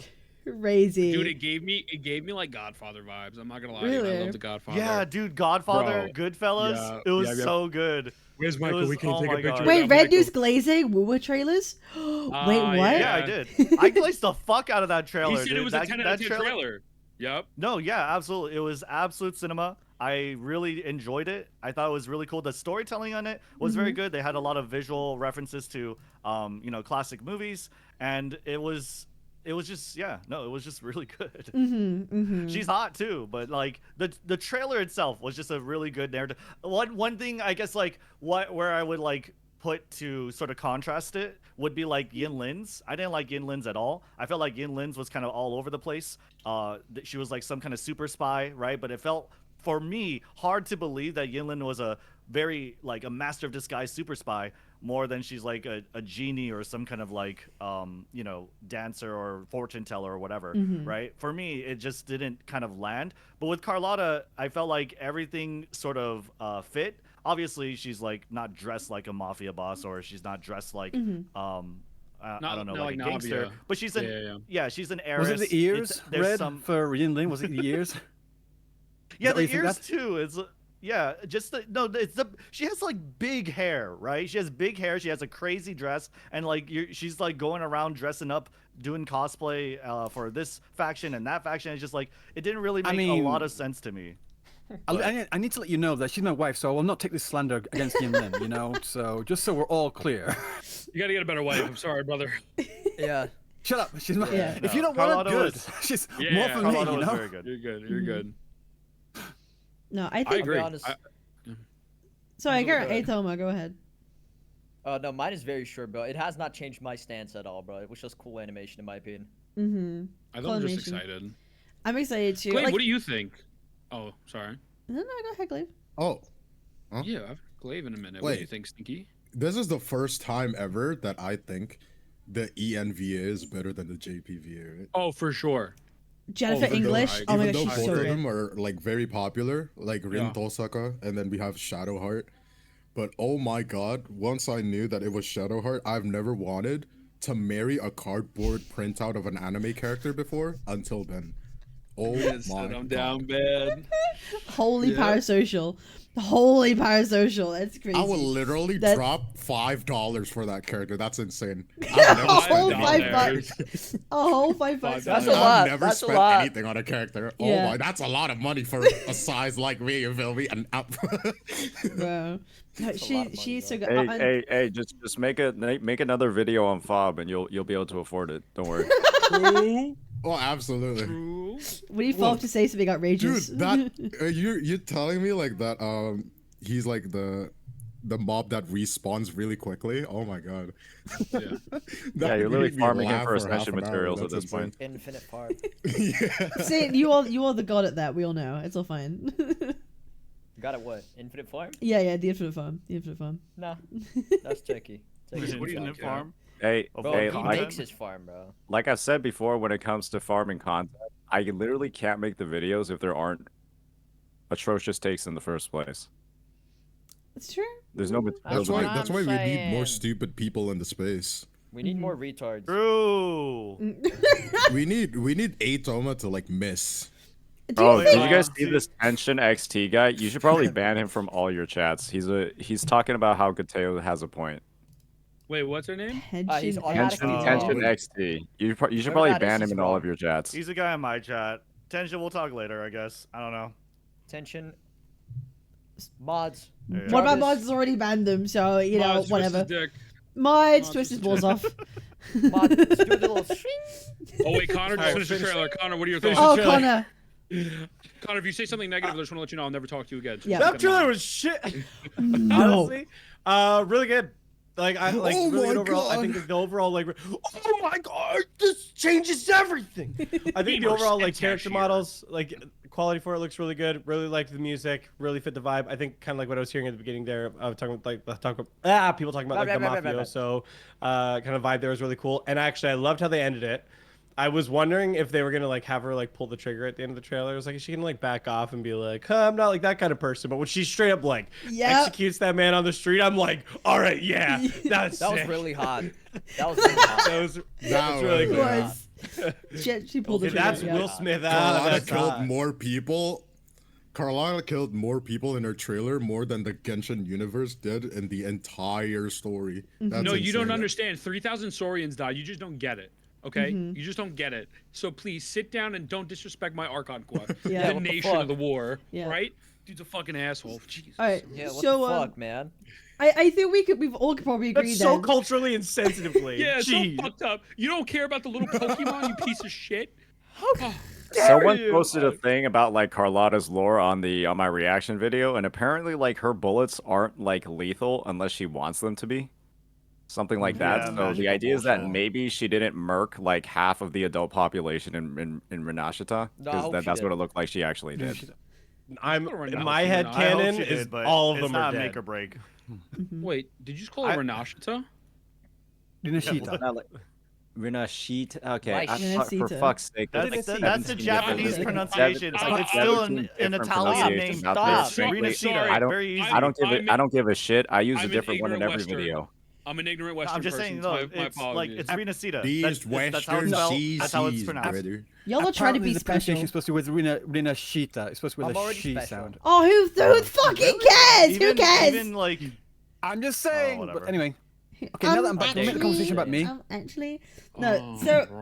I think we could all agree there that we're all pretty stoked for Carlotta. Her trailer's pretty fucking cool. Well, it's set. What? Well, okay. What? I guess if we still want to, do we still want to talk about the trailer? Because I do have an point. I guess to. Okay, go for it. I was gonna. Okay, go on. Okay. I think like pretty much the only criticism I've had, or seen in my comments about the trailer, was sort of the gunshots she was doing right after landing on the car, right? And that they didn't have a lot of oomph or a lot of like impact to them. So I was wondering, I guess, like your guys' opinions on like how that sounded. For me personally, I'll give my personal take after, I guess. But I don't care. I'd love to know how you guys feel. I'm just saying, not to be a dick, like not trying to invalidate what you're saying. I just feel like that's such like a minor thing. It's a very nitpicky thing. As long as the gunshots in the game sound fulfilling, I don't care in the trailer if they're like a little softer. You know what I mean? It's like saying the B-roll was wrong. Pointed out to me. Another nitpick that got pointed out to me was that all the mobs that were charging after, they all identical. I'm like, I don't care. Do we need them all to be completely fucking different? I don't care. Like, they're all getting murked anyway. Who cares? Maybe there's a lore thing for that as well. You don't fucking know. I don't fucking know. It doesn't. Who cares about all the different designs of every fucking mob chasing after her? What is that a big thing? A nitpick? Sure. If you want, same thing for the of the gunshot. Sure, whatever. But it's like you're gonna They're literally dead. It doesn't matter. Points away from. It doesn't. It really doesn't matter. Sidebar. I don't want to interrupt, but people are saying that there's a new Wuthering Waves trailer There on the isn't. JP Twitter. On JP Twitter? There isn't. On JP Twitter. Ryuku, do you know which one the JP Twitter is? Since you have It's called Wuthering Waves It's JP. probably the one in Japanese. Wuthering Waves I'm underscore typing in JP. Wuthering Waves JP. It's not coming up. Oh wait, here we go. Really just quick, check Wuthering my Waves take on it following. for the whole gun thing. It's that she has a magic gun. It's a crystal. It shoots magic crystals, right? It's not gonna sound like a powder like musket. Exactly. Yeah. It's not gonna sound like a flintlock rifle. Like, yeah. I don't really care. I don't know. It's just me. That's what I I'm don't saying. know. Oh no, there's nothing there. All right, we got Nothing baited. there, We got fucking All right, baited. all right. Mods ban him. Mods ban him. Mods ban That's every baited. single one with The this only thing information. the only thing that was on the only new thing that was on the GP Twitter. I don't know if it was on global. It was like Rover walking through some of the locations in Rinascita, like all the different. I think you guys had that. Nothing really new. From what I can see. I think she's gonna be a T0 unit though. I think she's gonna actually. I be really fucking crazy. I wanted to kind of like move the conversation in that direction actually. Talking about her because we're all clearly pretty excited about Carlotta. Trailer's pretty high up there and on our hype list. Maybe we should talk about her kit. I know, as you guys know, I'm useless when it comes to kits, what characters do, anything. So I'd like to hear some opinions. So where do you think she's going to be in terms of an actual unit? Do you think she's going to be a must-pull character? Do you think she's someone that people... Because there's going to be a lot of people play War for the first time, right? I feel there's going to be a lot of people playing the game for the first time. You got the PS5 players who are going to be coming in the Carlotta banner.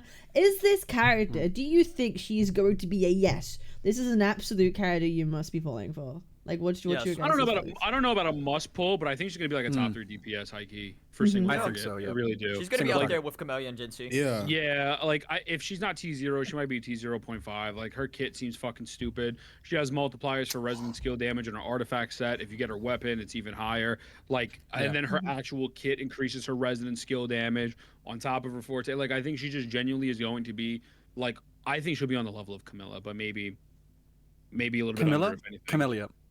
Okay, buddy boy. Yeah. I'm just say like that. If you have a team right now that's built around Jinshi, which is like Shorekeeper and Jeja or someone else like that, you would want to get Carlotta for that team because Carlotta basically scales the same way that Jinshi scales as well with the resonant skill. Looking at the kit that was released, was it yesterday or the day before? you look through all the kits, like all resonant skill damage there. So if you already have Jinshi, a team built for her, I would recommend getting that, because you could just build her up somewhat decently and still have a really good DPS and have the team built around her. If you don't have that, then Jinshi gonna do? I'm so blessed. Your Jinshi could still suck my dick. She can suck my dick if I. Jinshi could solo, bro. I actually think Carlotta is not gonna need Gigi high key. Like depending on how need it, but she'll be amplified, bro. Is this like I don't think she'll need it. Fuck What? Jeji. Sorry. Yeah. Wait, fuck no. her. But it's like, Why do you hate her slot, so no? much? I don't want Increased that. I don't want glacier her. I don't damage like her and skill design. I don't damage? give a fuck. I think she looks awful. I'm sorry. I'm a think Jeja hater. I think she looks awful. Yeah. I can't. Her I'm sorry. gameplay. I think she's cute. I think she's cute. She's annoying. She's bro.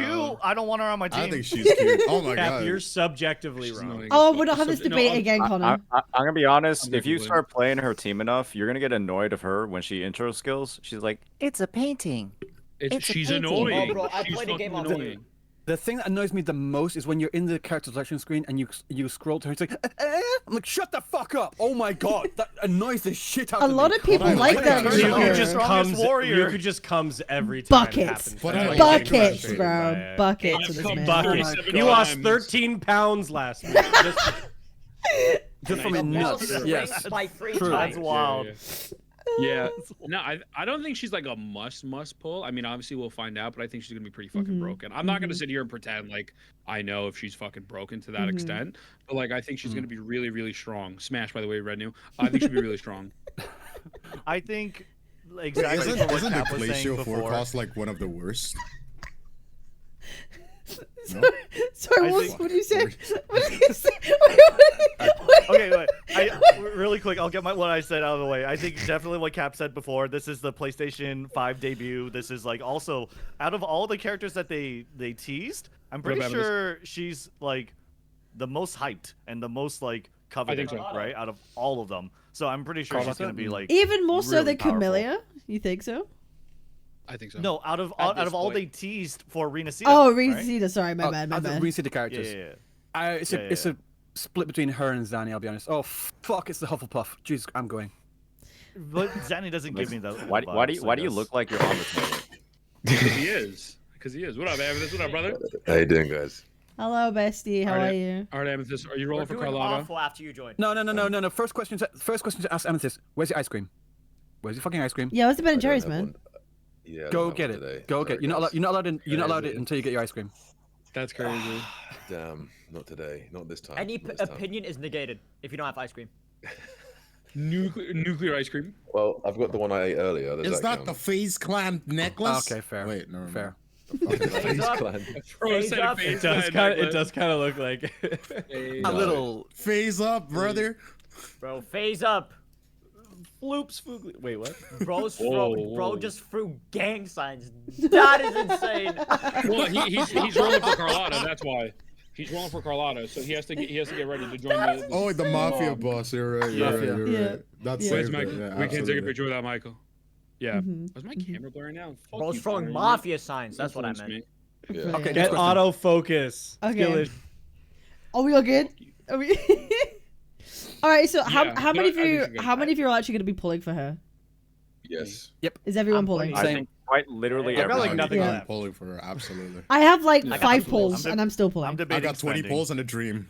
I think I might spend. Cap, I you actually had- might spend.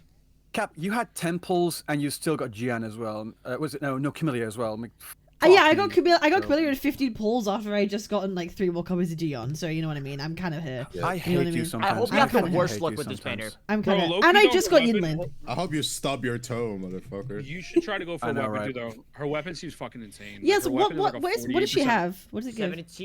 72% crit damage, and then her weapon just gives you 42% resident skill damage on top of her artifacts giving resident skill, on top of her kit giving resident skill. So I think honestly she probably will be fucking busted, but I don't want to say she's must pull if she's really not. But yeah, I think she's gonna be fucking great. And What are you I'll be talking real. My goat static mist though. Static Mist is She not need- going to be a bad free to play alternative, but I don't think it's anywhere near the hype level. I mean the power level. Is anyone who's near pity? Who's like close? Is anyone near pity, or has anyone got enough pulls that 30 you pity. think? Oh, I have no 30 idea. pity. No. I have Okay, enough something pulls, like that. and I've got a guarantee. We Don't would they give have like a 20 pulls at the guarantee start? All right, I've got because a of dip. the Bye, Zim. Okay. No, 10 polls at the start. 10. I thought it was 20. 10. No, 10 on the Rockia banner. It was on the second half, like 10-10. Why? Yeah, they should have put 20 on the second half. 20 on the second half. Just like Genshin Impact. Oh my god. They're gonna ruin my edge streak. I'm done. Turning into Genshin. I can't believe it. I can't believe it. I can't believe this. I can't fucking believe it. It's okay. We're gonna get a lot of polls just by doing the fucking story and just doing everything else. We got a lot to do. No. We got a lot of exploration. We got a lot of whatever. We're gonna have a lot of fucking polls. I don't want all the story tonight. So I think if you grind everything, you'll have enough polls to get both characters if you want. No, I don't want to. They need to give it to me for free without me doing anything. This is why Western CCs are fucking stupid. Like, Aethom is the reason why we get a bad rap. Yeah, this is true. He's an Eastern CC. This is the reason why you need to swap. You need to swap back with your opinions, bro. That's insane. This is the reason why you got banned in Ethan's chat, in Cap's chat, almost in my chat. He got banned in Saint's chat too, by the way. He's banned for a week. Guys, every 5 gifted subs in any content creator's chat will ban Aethoma for a week. Yeah. Anyone in this call. Wait, Aethoma is mod in my chat. Do it. I dare you. Yeah. I dare you. Everyone give 5 subs right now. We will ban Aethoma for a month. I will ban him for a month. There we go. No. If Valorant gives at least 1 extra sub when you give the 5, I'll ban him for a year. Yeah. And then I told him, you need to do the sound effect to yourself. Look at that. Yeah. Oh yeah. He's... Look at that bannable face right there. Look at it. Boom. If we see gifted subs right now, that's it. He's gonna ban immediately. So, oh my god! Oh no shit! Oh my god! Oh my fucking god! Shut up for virtual. Yeah, it's GG. All right, boys. 07 to the Aethoma. It is what it is. Virtual, I love you. Thank you. You fucking crazy. 07 Aethoma. 07 Aethoma. You're mod in mine though. So. This is why I love you, Glaive. This is why I love you specifically. You mod into the shadow realm. Yeah, I negate yourself, Aethoma, right now. I love you too. Send him to the jail. That's crazy. Get negated. Is anyone else doing the story tonight, or is it just me? I'm going to do the story. Again, thank you. I'm planning to do all 3 acts. So, yeah. You're doing the story? Just act 1 today. Yep. Ethan? Yeah. I'm doing. I want to do. Yeah. Yeah. Like, go ahead. No, I'm staying live like all night. Same. Like I'm gonna be live for the next like 2 to 3 days. Imagine. Like I call that at work. I want to do all 3 stories. Oh, which Sam? I thought it was fucking gone. Oh wait, I'm gonna do all 3 back to back, like without like skipping any dialogue. I want to see how long it is. I want to see how good it is. I think they said, someone correct me if I'm wrong, but this isn't the full plot. I think it's like a HSR thing where like there's gonna be another patch and then they'll release more acts. I want to bang it all. I don't out mind first. that. Yeah. I don't mind that. I actually don't mind the whole arc, right? Yeah.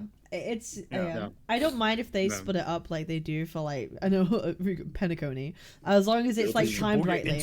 As long as they pace this well, as long as it's engaging, I'm cool I think it will with be. Right, that's really what I care about. It'll be like part 1 and part 2, so they'll do the first 3 acts, and then like maybe not the next patch, but the patch after they'll do the last 3 acts. Yeah, exactly. So like part 1 and part 2. I think it's. I'm guessing right now. I'm gonna be honest. I think it's no more than 7 hours straight up. And I think they are gonna lock content behind the story too. They already announced they're locking flying stamina behind exploring. I think that's gonna be locked to the story because they already confirmed this is not a leak. But there's 8 mini zones coming in Rinascita, and I assume they're all gonna be story locked. Yeah, it's supposed to be a big map. Yeah. I think each act is going to be about 2.5 hours, maybe 3 hours. So we're looking at about say 7 or max 9 hours for this entire thing. And I'm going to do. It's not double digits. I'm just going to do Act 1 today, then Act 2 tomorrow, and Act 3. But again, on the point of pacing, it's not just a matter of pacing, like how quickly they allow us to do the entire thing. Like I've heard some people say maybe they just do the like time gate the acts as well. Like Act 1 for the first week, Act 2 for the second week. It's not just that as well. I mean, that could mitigate some people's burnout and them like just consuming it all too much all at once. But it's also like it's not just that as well. It's also like the pacing in the storytelling as well, like how they pace the story itself. There's a bit of a difference, like just how quickly they release it, and also how it feels going through it as well. I really hope that they get the pacing of the storytelling correct, not just like how far and how quickly they release the entire thing. So Are you gonna dono wall them right now? Because didn't you just get a bunch of gifted subs and then completely gloss over that? He's from Japan. He's an Eastern CC. He doesn't care about it. I was just gonna respond right now. No, I was just saying thank you right now. I was like, holy fucking shit! I was in the middle of talking. I was like, oh fuck, what?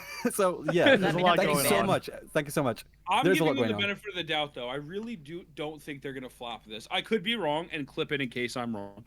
I don't think of the flop, by the way. I don't think this is gonna flop. I think that they've already had the ideas of Rinascita planned out for quite some time. I think they genuinely do listen to the feedback, and I don't think we're gonna have an act 1, 2, 3 of like the beginning as we are now. I think it's gonna be obviously lore building, but it's not gonna be like, I think HSR is gonna have like 9 hours of like lore building in the first quest. I don't think we're gonna get that, and I actually think that trailer did pretty decent amount of lore building already, to be honest with you. Well, I'm really hoping.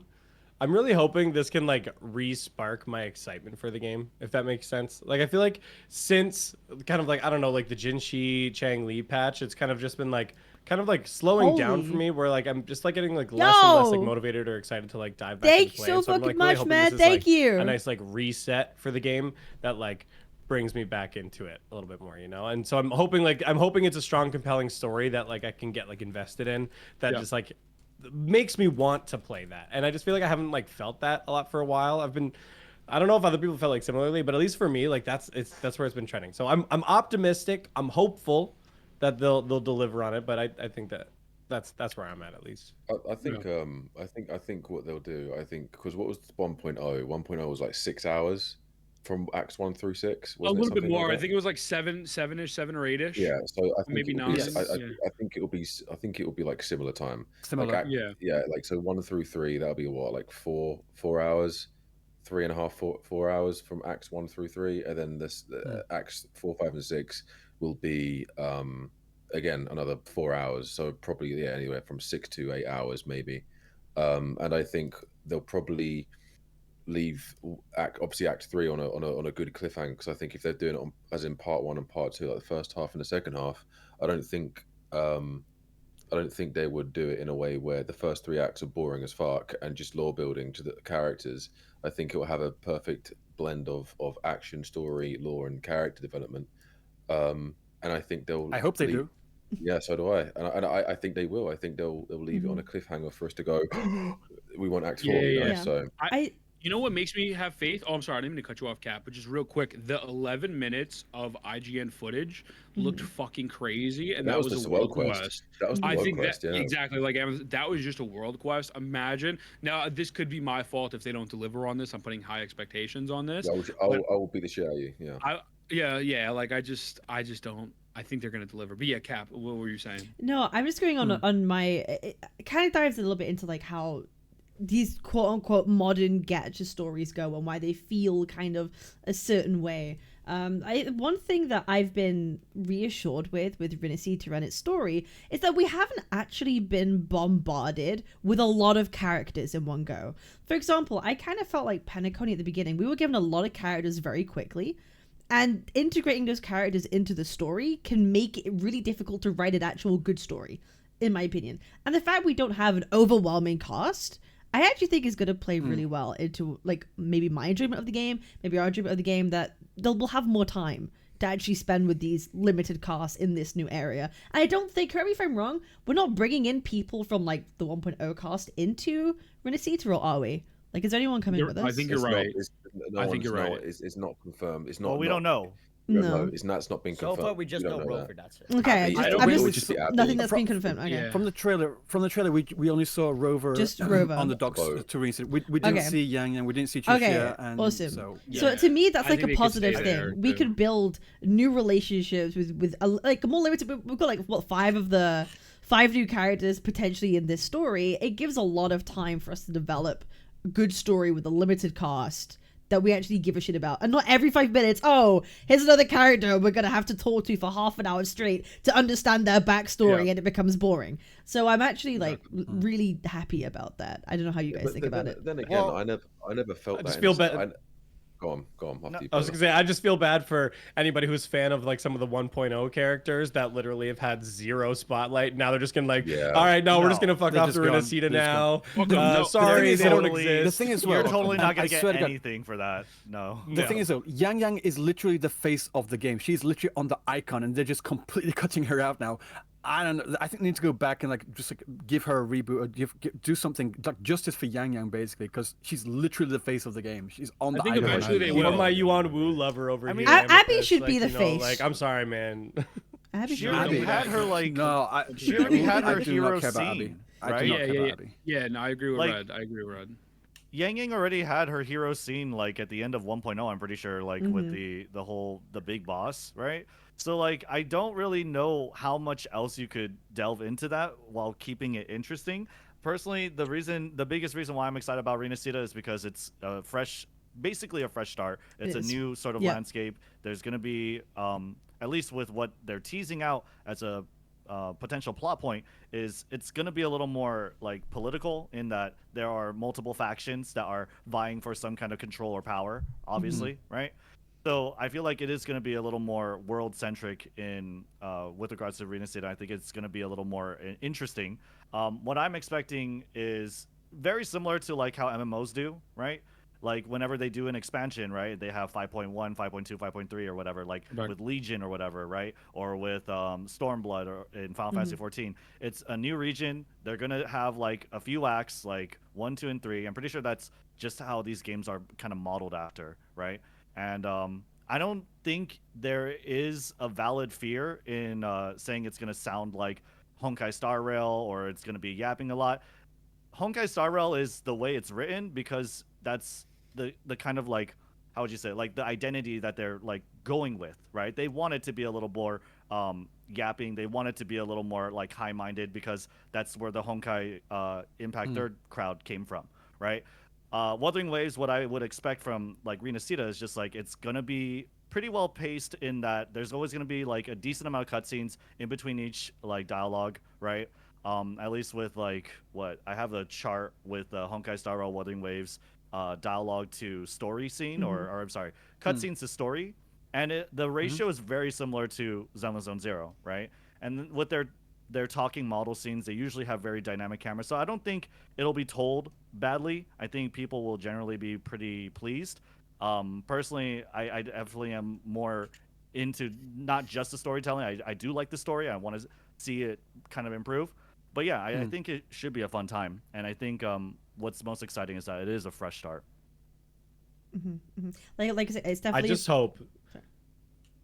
Oh no, go for it, Cap. I'll go after. No, I definitely agree with the fresh start thing. This is the story Kerr, I think, wants to tell from the beginning without having to change anything, right? We've kind of already talked about this before. They don't have to. They're not rejigging everything last minute. This is really the story they want to write. That gives me more faith in what they're about to put forward. Anyway, sorry, Connor. I just hope that like they don't make the same kind of mistake where they did with 1.0, where like we walk in and then Carlotta's just like, "You're now our best friend. We trust you. Here's all our family secrets. We've known all about you for a long time. Faction." We've heard about someone like you before, and we know everything about you." Bearing in mind, especially Well, I was gonna say, especially because they're taking way more of this like mafioso approach, where like it seems like they're kind of pulling on like the families that like that. Mm-hmm.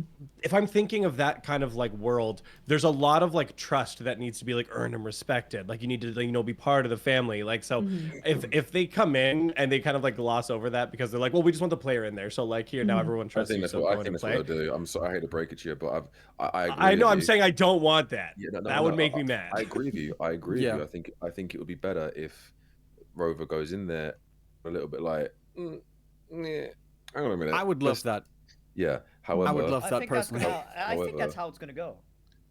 Yeah, I want it to go that way, but at the same time, it was the that personally invited us to Raguna anyway. So what Cabs is saying, we've known about you for a while. They've obviously known about us for a while. They have.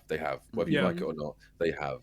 Our reputation has spread throughout most of Solaris at this point. I mean, like, right. But treating us. There's a difference between them like pulling you in like a pawn because they're trying to use you and use your skills, and like you now have all of our trust. Yeah, exactly. So like, I'm okay if they come in. They're like, we invited you here. We want you to be involved with this, or we want your help with this.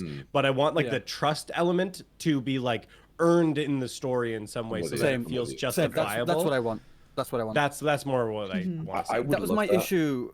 That was my issue from the start with the 1.0. Look, they just completely fucking trusted Rover completely, just right from the get-go. I'm like, why? I mean, sure, the lore reason is like, oh, they already know that he's some godlike being. I mean, that was never really established. It's insinuated, but never really established. That we're just assuming that they're thinking that, just playing with whatever it is. But like, just even assuming that, unconditionally loving them, like, I mean, revering them, respecting them completely, but the way that they present and the way that they're interacting was just really a bit odd, and just really, it's too quick for me. That was my issue. So when it comes to Rinascita, I want them to be friendly, but like an arm's length. Like, we are acquaintances. You're here to help us, or we're here to help you, whatever it's like. But like, we're not friends. We're acquaintances, and then we need to earn that friendship. We need to earn that respect. We need to earn that, just everything. If it's earned, I do not mind it.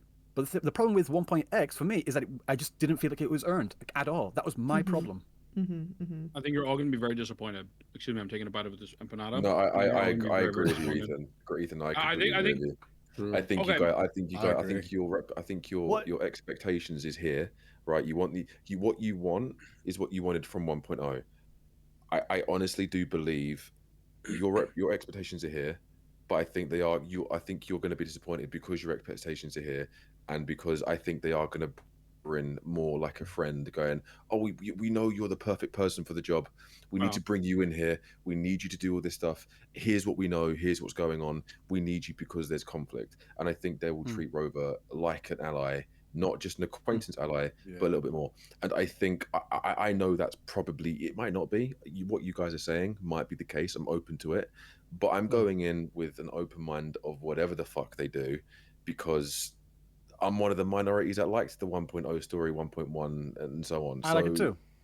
So yeah, I just I'm sorry, Red. I just want to say I don't think if that's the case where they go in and everyone's happy-go-lucky and maybe it's a pivot or whatever, I just don't think that should be the sole reason why we hate the story. Because I think that's going to happen, and I'm not going to like it. Maybe I'm wrong, and I hope I'm wrong, but I'm not going to let that one facet of it ruin it. But I think if all of the things I didn't like about 1.0 happen again, everyone wants to fuck Rover, I want your power, yada yada yada, none of the characters interact with each other, there's no real relationships or meaningful dialogue, then yeah, I think that's a problem. But I think realistically we're gonna walk there and be treated like Jesus. Genuinely. Well, look forward to my video. Worst mafia ever. We just trust random outsiders. Right. No, I guess kind of what I want to touch on is that, first of all, like, for any of the audience, right? Like, both, like, Rover has like a valid reason to like have the trust of everyone around them, right? But the difference is like, does it feel like what Ryuku said? Does it feel earned? Does it feel substantial, right? Whether in 1.0, it's mostly like it was told in prophecy, it's told in lore. It's like they already knew Rover would come and kind of save them, right? And that's why they have the sort of reverence. And it feels like it is going to be somewhat similar. Obviously, Rover has like power, has like eminence in even to Rinascita. What I think would be really interesting, or like what you could expect, and something that they could play with, and maybe because the way the story is structured this way, it'll lend itself more to this kind of plot. I do think that more of the families would try to win sort of Rover's favor in terms of just having a big pawn on their side, right? That'd be sad. And so like that in and of itself would make a more story that is focused more on the characters outside of Rover, even though that they are still sort of trying to like influence Rover, goad Rover, or carry Rover over as like something they utilize, right? Rover. And Rover. So like there are interesting ways to tell like Rover's story, right? And involve Rover. It just, when in a 1.0 context, right, where they had to like scrap everything and start from scratch, right? It was just really easy to kind of explain away and say like, oh, like this is what Rover is, this is what Rover was meant to be, right? And over here it's like, okay, well, we already kind of understand what Rover is, and let's kind of see, instead of like Rover just vying for the safety and of like all people. Well, there's like a lot of different families now in Rinascita that I think that's a good way. I think that's a good way to do it. Yeah. And I would agree, but what I want to see is like it doesn't have to be this explicitly, but like a storytelling, like a point of like, you know, we get invited by like Carlotta's family, but like they like quote unquote betray us, or like, you know, we weren't told the whole truth about a situation. Like there's just more things going on than like what we see on the surface, and I want there to be like layers of intrigue. So even if we do have like more of like that like soft introduction that happens and they don't make a big deal about it, like they're setting up a more like complex like in interaction here, and so like I don't think it's unrealistic to like hope for something in that vein, if that makes sense. I don't think that it's unrealistic. Yeah, but like there's one thing I've heard that would, a lot. that would it's make like a gacha game have a good story. I mean, I've already talked about them that. having gacha games having good. No, we can. Gacha games have had great stories. It just takes a while to get there. I'm thinking, why do we have? I these swear, boring if you things in say the first fake place? go, I'm gonna lose it. I didn't say fake go, did I? Well, eventually, Lost Belt 6. But anyway, anyway, hold up. But I was saying that I've heard this a lot about Rover being this like, Jesus, a godlike being, and that's why everyone loves him. Like, I'm sorry, can we just think in the context of like reality now? If we did have some godlike being fall to earth and just be there, I don't know. I think a lot of people would be really fucking scared. I'm like, reverent, sure, but I think like, oh fuck, it's God, I am staying away. I do not want to get on their bad side. I don't want to do this. But it's like this weird thing that just like, oh my God. Like this, no, I don't. Just think about it logically. It doesn't make sense why people would be feeling this way about. I think I'll be real. I think we're thinking about it like maybe like too deeply. Like I gave a similar criticism at the beginning, like for the 1.3 like story quest that people gave me shit for. Right? You're someone who's lost your memory. You meet Shorekeeper who's saying how much they've missed you, how much they want to be around you. A real person would be scared. Oh my God, why is this person so infatuated with me? Why is this person? It doesn't make sense. I think we're deeping it. I think, but I didn't like that. But I understand that, like, in these games, in these stories, you kind of don't have to. You can't think about it too deep like that because it just won't work. It will just fall apart. It will all fall apart if you do it by logic like that. Like when you watch a fucking anime, it doesn't fucking happen. It's fiction. It's fucking fiction. I can't play volleyball. Like it's literally fiction. It's like watching a fucking anime. Okay. Yeah, but those. Sorry, I know what you're saying, and I get it. But like, even in those anime circles as well, we all know which anime is trash and which animes are good. It's really interesting that all the anime that people consider good are the ones that buck those tropes. Are the ones that don't play into this fucking power fantasy bullshit. Like people, they might have some popularity. Like I can't think of the top of my head right now, brain fart. But like all the ones that that are popular that people say, oh yeah, this anime is good. This is the good one. This is what people like are the ones that don't play into that thing. I'm thinking, why do you have to play in that? Why do you have to go into Not necessarily, though. I kind of disagree with that.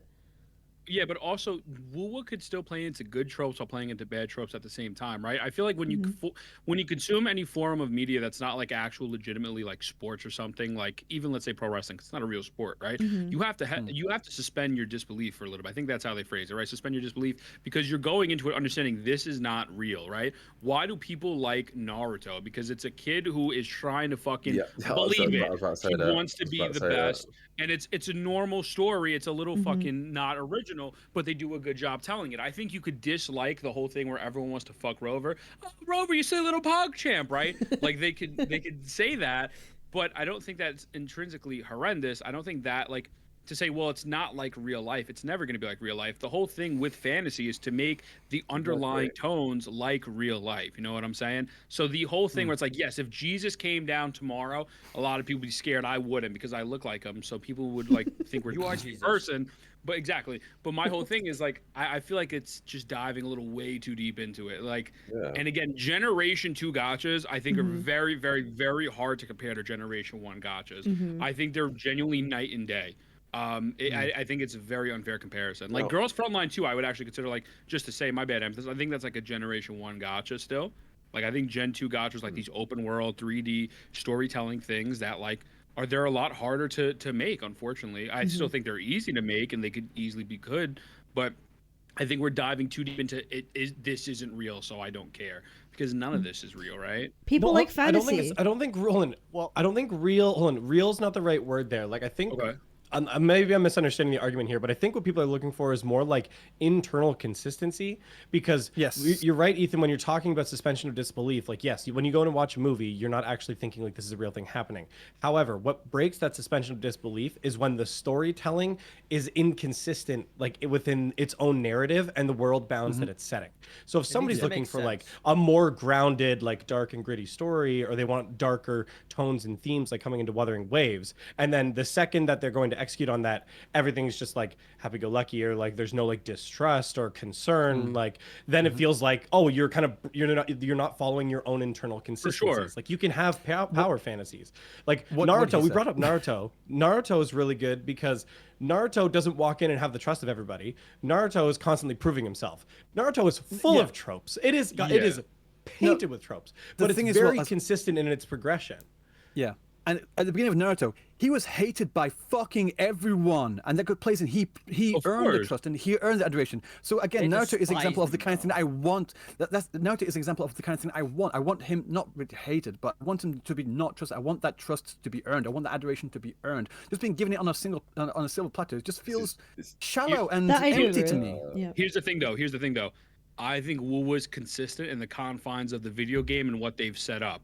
I think we don't like certain aspects of their consistency, because I don't think Wu is not. Imagine if we never knew about CBT1's story where they weren't trusted. I really don't think this would be a topic. I think Wu is very consistent. We might not like all of the consistencies, or you might say, I think it's a little too early going here. But realistically, the story is still dark, and this is going to be dark, just not as visually dark as, let's say, what you or myself, because I don't disagree with you in that sense. I don't like all of the things that they've done, but I think they have been very consistent in what they're saying they're going to deliver. I think that obviously you could say they promoted a dark game. It is still dark, but you want more. Right, but they are still consistently being dark, and they're still consistently delivering that. I think that is as well, like, because we saw the CBT one as well. We saw what they did have. We saw the story that they had in mind. See, I was like, that's good. That's good. I really enjoy this, and the fact that it feels like I had something taken away from me as well. I'm like, you had it. You had this. Why did you take it away? This is so good. Like the whole intro sequence with crowns as well. That was so much more badass than what we have now. Just I don't know. Just that's my personal opinion. That's one thing that I have. Sorry, go on. You haven't finished. So go. I was just gonna say, like, if it's just a case of we didn't know that, and me having this weird high expectation of like, why can't this do this better? I'm like, then I'll be rightfully being accused of like, we're just expecting too much. I'm like, no, they literally had it. They had it. They designed everything. They had it right there, and they took it away. Like, I don't mean they have to go back to the whole entire storyline, the way they did the story. Because apparently the story, I didn't get into CBT1, so I'm not too sure, but the story in CBT1 wasn't that great. It was just a lot of fetch quests. Sure, don't rework all the story, but I wanted to keep them to keep that vibe and keep that aesthetic, that sort of, that the characters, the character interactions between, say, Chishia and Baija, they were not literally fawning over Rover right from the get-go. Maybe not make Chishia hate him. I mean, I don't think Chishia really hated him in the first place. She was just very wary of him. And people like yeah, I appreciate that they were being skeptical, and then it was a case of Rover earning the trust and earning the adoration. Like I was saying earlier, I wanted that, and I think that we had that, and it's like, they took it away from me. That's why I'm even more pissed. But you and me are not the majority, and we're not CN. And if CN's telling them directly, and if it's a CN-based company saying, hey, we fucking hate this, unfortunately they have to pivot. I don't disagree with you. I've defended you a million times. But I just don't think. Yeah, sorry. That's not really a convincing argument for me. Sorry, like, because we're just talking about like measuring like the consistency there, and like just because like some of the player base doesn't like that doesn't mean now. Well, it's not some of them, but it's majority of them though. But like I think it's totally fair to keep CBT as part of the conversation though, because it's kind of like a I'm trying to think of the expression, but like it's already out there. We've all seen it, and a lot of people have like experienced it. So of course it's going to impact how you're viewing the story that's being told. I think what it is, and maybe it's a product of these conversations, but like the impression I'm left with when we were looking like at a lot of like the earlier imagery, trailers, and what we were hearing about what the game was going to be, that's the part that I think feels inconsistent from how the story's being delivered. Like I would agree that like if you only played the game, you only experienced the story from that viewpoint, then like I would agree with Ethan, like you're saying, like there is a consistency in how Rover is treated and how the characters are treated, and And that's like a totally fair perception to have. But I think when you're looking at all of the media that's being brought to it, all of the conversations that happen and how the story has progressed, that's where it starts to feel incongruent with like what feels like is being promised versus what is actually being delivered. I think that's where the problem lies. I hear what you're saying. Like, because obviously if they advertised it in the CBT, which I didn't watch till after I played the entirety of 1.0, but like the launch story. Because I before the launch, way before the launch, before CPT2, I saw the crownless fight of what was originally meant to be, and I was like, okay, this looks looks the bollocks, this looks the shit. And then when I played the game, I was like, I was like, I swear this fight was meant to be a lot longer, but and that disappointed me. I was like, okay, I wish that was longer like it was when I saw it, but I only ever saw the crownless fight. That's the only bit I saw up to. I didn't look at the story. I didn't look at anything else after that. So going into the story, that's all from fresh perspective without being influenced by anything prior, other than what certain characters meant. So I know Calcara was meant to be in the story because he was in the original story. Okay, I know Yuan Wu was originally written. So like those parts I found out after the fact that I played the actual 1.0 launch quests. But I can understand completely if you've been shown a product in its original format and you loved what they're going for in the original format. It's not original if it's a beta, really. Like the original is the product that they released. Can I interject? Like with regards to like our expectations, I feel like it's pretty important to keep in mind like a list of priorities, right? Like with regards to like closed beta test, right? Or the story that we've had thus far from 1.0 to 1.4, I feel like what needs to weigh a little larger in your mind is what we've actually got at release. Agree. Right? And I would 100% just kind of, at least by comparison with what we got in the closed beta test, it would be considered to me at least abandoned by the wayside and not really like in any way, shape, or form they're gonna like kind of go back in. Maybe like a little bit, but not.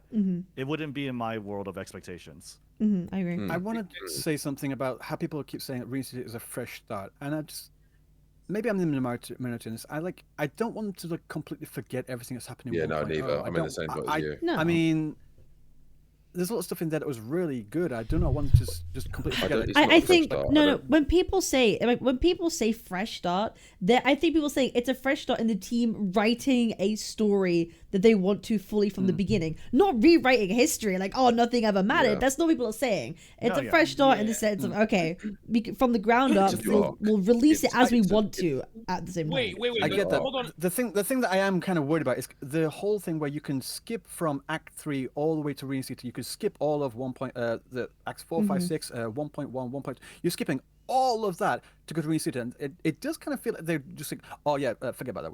Wait, hold on, no, because I don't want them to do that. But that's not a bad thing though. There's two parts to this take that I have, because one, Genshin does the same thing. Imagine when you go from Mondstadt to Leeway, you don't talk about Mondstadt anymore. They're gone. They get brought up in summer events. You go to Inazuma, to Sumeru, whatever the case may be, and they still do that same thing like they do it now. If you're like AR20 in Natlin and you beat Leeway, you can go directly to Natlin. That way you don't have to go through the other things. I don't think that's a situation they want the player base to forget. I think that is simply them saying, hey, listen, this is the peak content. Instead of, because imagine you're a new player and you have to go through 20 hours of content because you have to first grind, you have to build your characters, you have to do all these things. Instead of waiting 20 hours to get to the peak, right? Peak Akoni, right? They can just go to it within 3 hours. And so I don't think that's them forgetting it. And when people say this is a reset, I don't think it's a bad thing if we go there and it's like, hey, we don't hear Yang Yang for 2 patches or 3 patches. I might be misunderstanding what people. I might be misunderstanding what people mean when they say fresh start. I think I might be misunderstanding what people mean. I think as long as they don't forget the. Maybe if that is the case, point fucking proven. I stand corrected. I just think I do not want them to forget the entirety of 1.0. No. I don't think they will. It had a lot of good in it. If they don't, good. I don't care. That's fine. Then my I think it's just a classic case of this is all the new stuff. This is what they're really trying to hype up and get people excited about, and they're just trying to get new players into the new content faster, so people can feel like they're engaging with what everybody else is talking about and going on. I just think that. I also think if you do only go to, let's say, the third act of 1.3, I don't think that completes Act 4, 5, 6, and whatever. I think you just skip to Rinascita. If I stand corrected, because I think Genshin does this as well, you don't finish Inazuma Sumeru or Fontaine if you skip to Natlan. You You're can go just back now and do doing it. those Archon quests. You can go back and do it. So I don't think it's a bad thing. Yeah, oh, fucking feel bad, brother. Feel like an idiot. No, it was fine. I liked it. I was okay. Oh, because like I like talking about like the new stuff that was going on in Natlan and not having to like. That's the only reason why I downloaded Genshin in that instance, was that I didn't have to play through all that fucking shit. But Wuthering Waves is not at that point for sure, like in terms of story length. But at the same time, Wuthering Waves is an open world game. It has co-op as like a pretty decent size element to it. They want people. It's similar to WoW. It's MMO catch up, right? Let's get you into the best content that we, very painstakingly prepared, especially for a the real PS5 launch. release, especially. Yeah, I was about to mention that. Like, it's literally that really is like a crowning reason for the skip button in this instance, is the PS5 release. Yeah, I don't think it's bad. I think but like there's like, it's not like, it's not like there's no elements from 1.0 bring up to like 2.0, because Abby, why is she suddenly there? You probably want to know, like, you feel me? I mean, we're going to Rinascita for Abby in a way, aren't we? So it's That's like, one of the reasons I hope Abby, why. it's all about Hope Abby. Abby takes a nap forever. Curious. Type shit. What? I'm just really curious how they're gonna play along. Abby is so cute. Stop it, Glenn. I'm just really curious how they're gonna.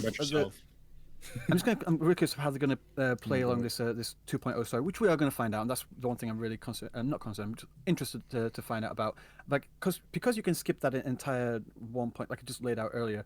I'm wondering if there's gonna be like a message that once you start the act the 2.0 acts 1, 2, 3, they're gonna say, oh, this is gonna have stuff that you might not understand unless you've played through this. So I will recommend that. If there's like a message saying that there, I want them to, like I said, not. I hope so. That's what I'm saying. I really hope that they just don't forget the past, because it would like kind of invalidate all the time we put and all the time we've invested into that story. I just don't want my time to be wasted in that kind of sense, if that makes sense.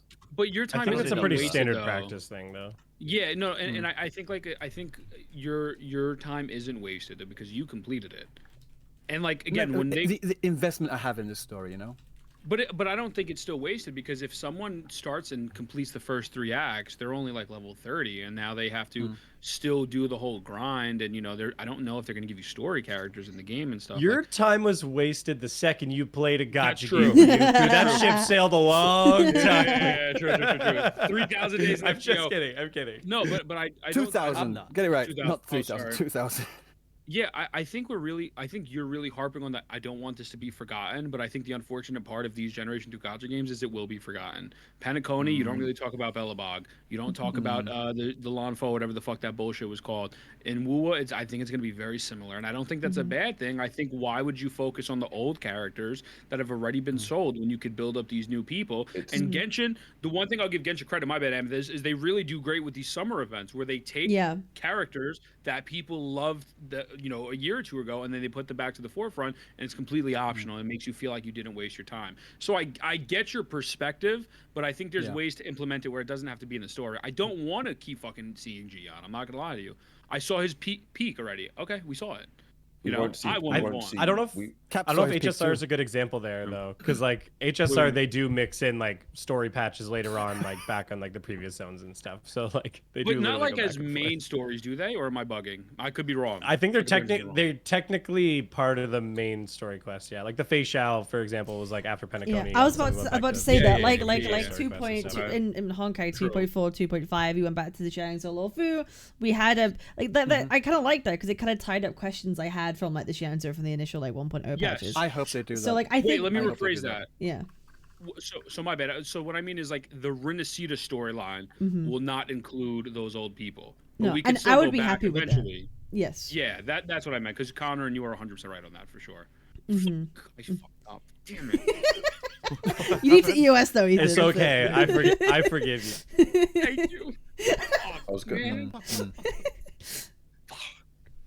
Okay.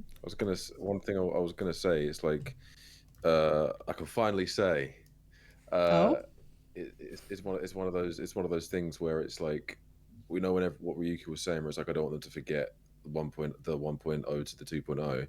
It's one of those things where when Ethan was going back talking about anime like Naruto, when a lot of these animes, especially the shonen ones, when you have a new arc, you don't reference the old arc really. It's a brand new arc. You've got the anime arc, then you've got sort of like the epilogue. Like I'm talking, bearing in mind, I saw Connor's face change there. Let me elaborate. Like based on animes that I've seen, a lot of animes that I've watched. I mean, that's saying a lot about what. I mean. No, but it happens. It happens. It does. Happen. I get it. It's like a new. Look, we brought up Naruto earlier. They reference previous arcs all the time, and characters make comebacks. They referenced Zabuza from like the Part 1 Naruto in. Amethyst, you're wrong, buddy. Talk about the Sword Mist Village. Look, it's a real One Piece does the same thing as well. I mean, there's all these series that do the same thing. All I just want to say is, Amethyst, you're wrong, but I love you. Amethyst, I understand what you're saying. You're correct. I understand what you're saying. I haven't even had a chance to talk, and I got to be up for work in 5 hours, so I have. Go get your ice cream. No, I haven't had a chance really to say what I wanted to say because everyone's very passionate about their points. No, so just let them. you say it right. There are some chronic yappers in Amethyst. It's okay, we know. I know. Not me. Like 5 of them. No, I was. Yeah, Itoma, shut up. That's the only thing Itoma has said for the past hour. Isn't that crazy? He's been looking down at his. Bro, it looks like you've been like jerking. Pokemon TCG Pocket. Itoma, it looks like you've been jerking off. You've been jerking off for like 3 hours. I'll duel you. Yes. You've been looking down at your penis for like 3 hours. I'll be real. Yes, because I'm fascinated by how huge it is. I have a massive cock. We need to kick Itoma. We need to kick him out. We need to kick him out. I want to hear Amethyst though. So Amethyst, do you? Please. I do. Oh my God, Amethyst, speak, child. Speak, child. Little boy. Speak, boy. You can shut up. Speak, boy. No, it's one of those. It's one of those things where we're going into a new arc. It's 2.0. It's obviously they want to do this every 6 months because obviously that's what Kuro said. Obviously Ethan said he doesn't want to see John again. Some characters people don't want to see again. Some people want certain characters to be introduced that were in the base game. Like people want Calcaro. That's the reason why I don't give a shit about him, because he wasn't in the original story. If he was in the original story and they portrayed him how people thought he was going to be portrayed, people would have given a shit. I am the only one that fucking give a shit about Yuan Wu. I don't give a shit what anyone else says. I would have liked to see him because in his lore, if you actually fucking look at it, his lore is very fucking interesting. So yeah, I would have liked to see characters like Yuan Wu in the story just to explore the lore. However, we saw a lot of Jian. At his peak, we saw a fraction of his full power when we fought Dreamless. The only time we're ever going to see Jian come back probably is when they introduce Geshu Lin, because he is a pivotal part of the Midnight Rangers and he is a pivotal part of Jian's story. And I think we will eventually go back to Huanglong for that kind of arc, like we have done in previous gachas where we've dealt with this threat. Yeah. Like HSR, where we go back and deal with another part of the story. So I think we will see other characters again. I think we will go back and it will reference past events. I just at the moment think because we're in a completely new part of the new region of Solaris, they want to focus on that. They want to reintroduce these new cast of characters. They want to reintroduce new lore, a new place completely. And I think they want people to focus on this, since this is the new content. And the reason why I think they're making people skip after Act 3 is because Act 3 is where we meet Scar. Scar does the whole Black Lamb stuff. At the end of Act 3, Frolova literally comes to Scar and says, "The fuck you doing dilly-dallying? We got shit to do. Come with me now." So obviously he tells me that Frolova's got more authority than Scar. The last we saw of Frolova is at end of 1.1 when she's planning the prison break of Scar. That's literally the last we saw of Frolova. But I think the reason why they've gone up to Act 3 is because I think Frolova's probably been sent to Rinascita, and that's the first time we saw Frolova. So I think it's like, to them it's like, okay, well, a lot of these main villains are going to Rinascita, and after basically the first main story of 1.0, we never saw the Fraxis again, really, other than a couple of cameo roles, and maybe you fight them as enemies in the overworld. So I think that's the reason why. But also the fact is they want these new players to get to the new Prime content as quick as possible, so they don't feel left out. You know, fear of missing out. And I think it's a brand new story arc. The way I look at it is, it's a fucking anime. We've done the Huanglong arc. We're now in the Rinascita arc. It's going to be the exact same thing. and that's it. And I think anyone that's expecting certain parts of the story that they've always wanted, hope for the best, but expect to be let down, because I know you guys want certain parts of the story to come to pass, and you guys have made very good points why they should, and I completely agree with you. The story would have been fucking awesome if they kept it dark, and I think it would have been a really good idea. But I hadn't seen the whole story till post 1.0. But yeah, Rinascita is one of those things where hope for the best, hope for what you want, but if it doesn't quite meet your expectations, just sort of see what they're doing, see what they've cooked, and then when you finish the story, then you can kind of go, okay, now I can give my thoughts on whether I liked it or dislike it. Because if you get to Act 1 or half of Act 2 and go, I don't like it, it's like, okay, we'll just finish. Bear in mind, there's 6 acts in 2.0, presumably, so just give it a chance. Give it a also, we don't know when we're going back as well. So like Amethyst says, like, listen, why ruin your time now when it's not happening on your time that you want to go back to meet Gian or whatever. I agree with you 100%, obviously, with Amethyst. Like, fucking do these acts. Obviously, you could hate them. Who the fuck cares? Nobody's saying not to like them. But I don't think we need to speed run. Why are we going to overlook this story, which could potentially be really great, and then after that, in 3 patches later, we go back and then like, oh, this is what I want. It's like, fucking see what happens. If you like it, dope. If you don't, who cares? But at least fucking try to give it the benefit of doubt. Don't be mad because it's not happening on our time, because we're not. If it's not on your terms, and you realize that early on, okay, I don't see it going the way I want it, then you can kind of go, all right, if it's not going the way I want it, let's see what they're writing, let's see what they decide to do. Ryuki, you've made a point in the past saying, I've seen a lot of people go, it's a gacha game. I fucking hate that take. It doesn't, you, Ryuki, because it doesn't nothing to do with it. It doesn't excuse the fact that you can't hire good writers to write a good story. You can hire good writers to write a good fucking story, and then they can execute it in the way that gacha games do. We talked about that earlier as well. Yeah. Where I've played far too many, and I've got to the points in a lot of these gacha games where their story writing has been absolutely phenomenal. That does rival a lot of the AAA games. And people say, "Oh, you can't compare AAA games to gacha games." Like, you do know. Again, this goes back to the other conversation.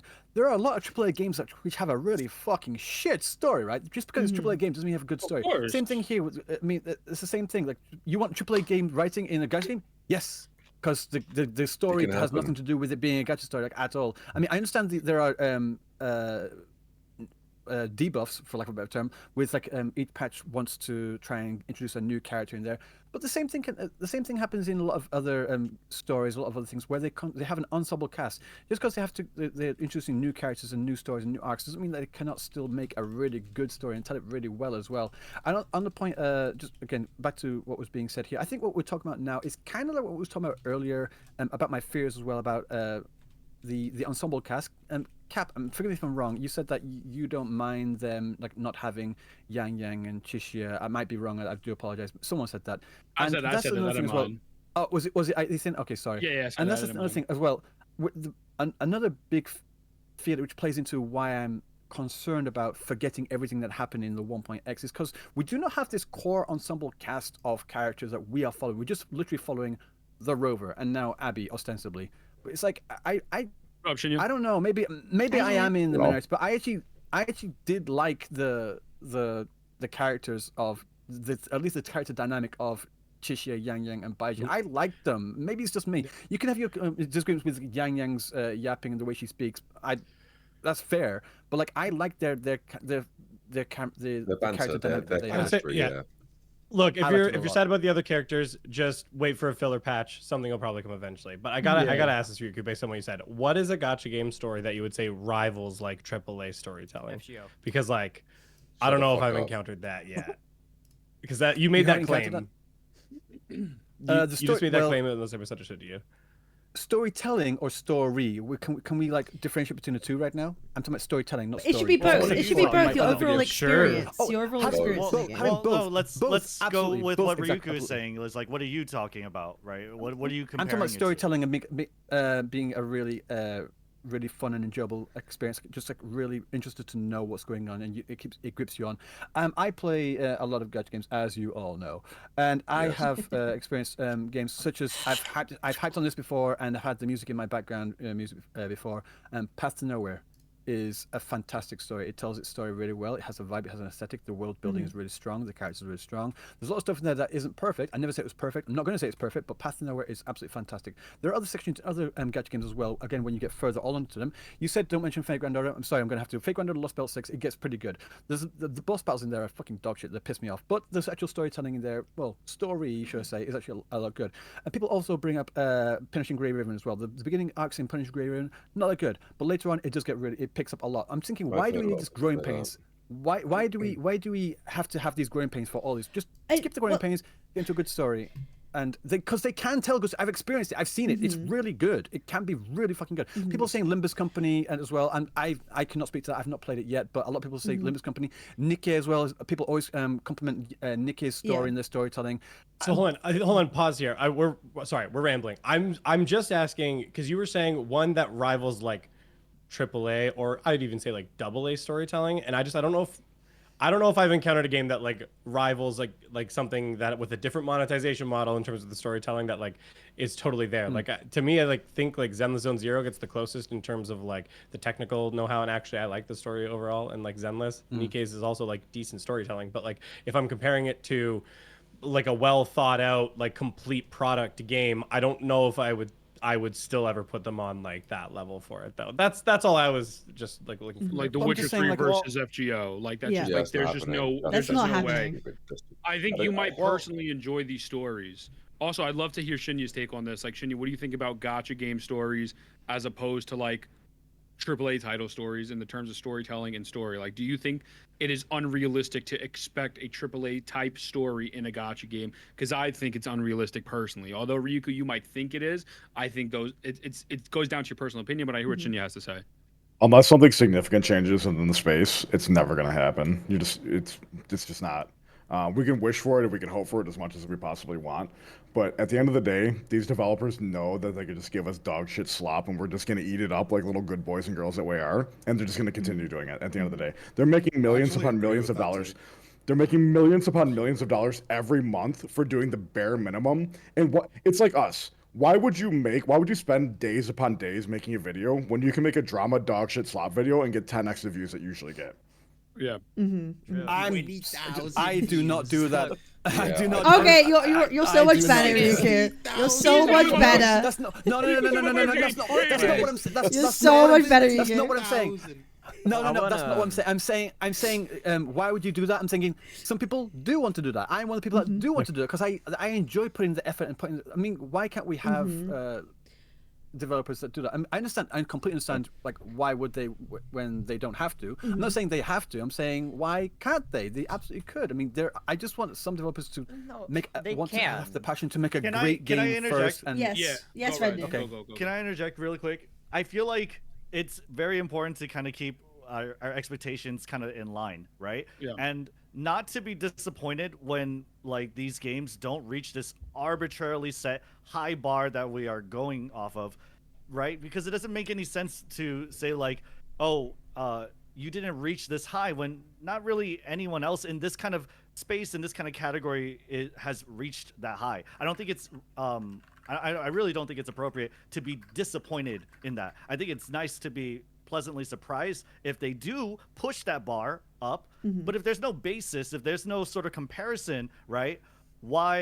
How do we justify setting the bar that high? And I think that goes to what Connor says is like, what is the example? What are we actually comparing it to? And I'm hearing all these cases for like, let's throw Final Fantasy VII Rebirth into the mix. Let's throw God of War into the mix. But these are closed-end stories. These are not like live update cycle stories. These are planned for years in advance to tell that story, that narrative. And it's not like it's not on the same scale. I don't agree with it anyway. You could argue your case why it would be, but it just doesn't feel like that to me. Can I add to that as well? Okay, of course, Gabby, like you're saying, like a very point of it being like an open-ended story that they have spent a lot of time on. It's many years into the future. Also, there are different people who write the story for different areas. There isn't just like the same people writing the same story. It's multiple different people coming in, adding their takes, people coming in all the time, and that really will affect the overall like plot, how it feels, because everyone's got a different direction of how it should go. There's a lot of different factors that will go into like a gacha story and how it's actually legitimately written versus like a good quote unquote good AAA title with a good story, right?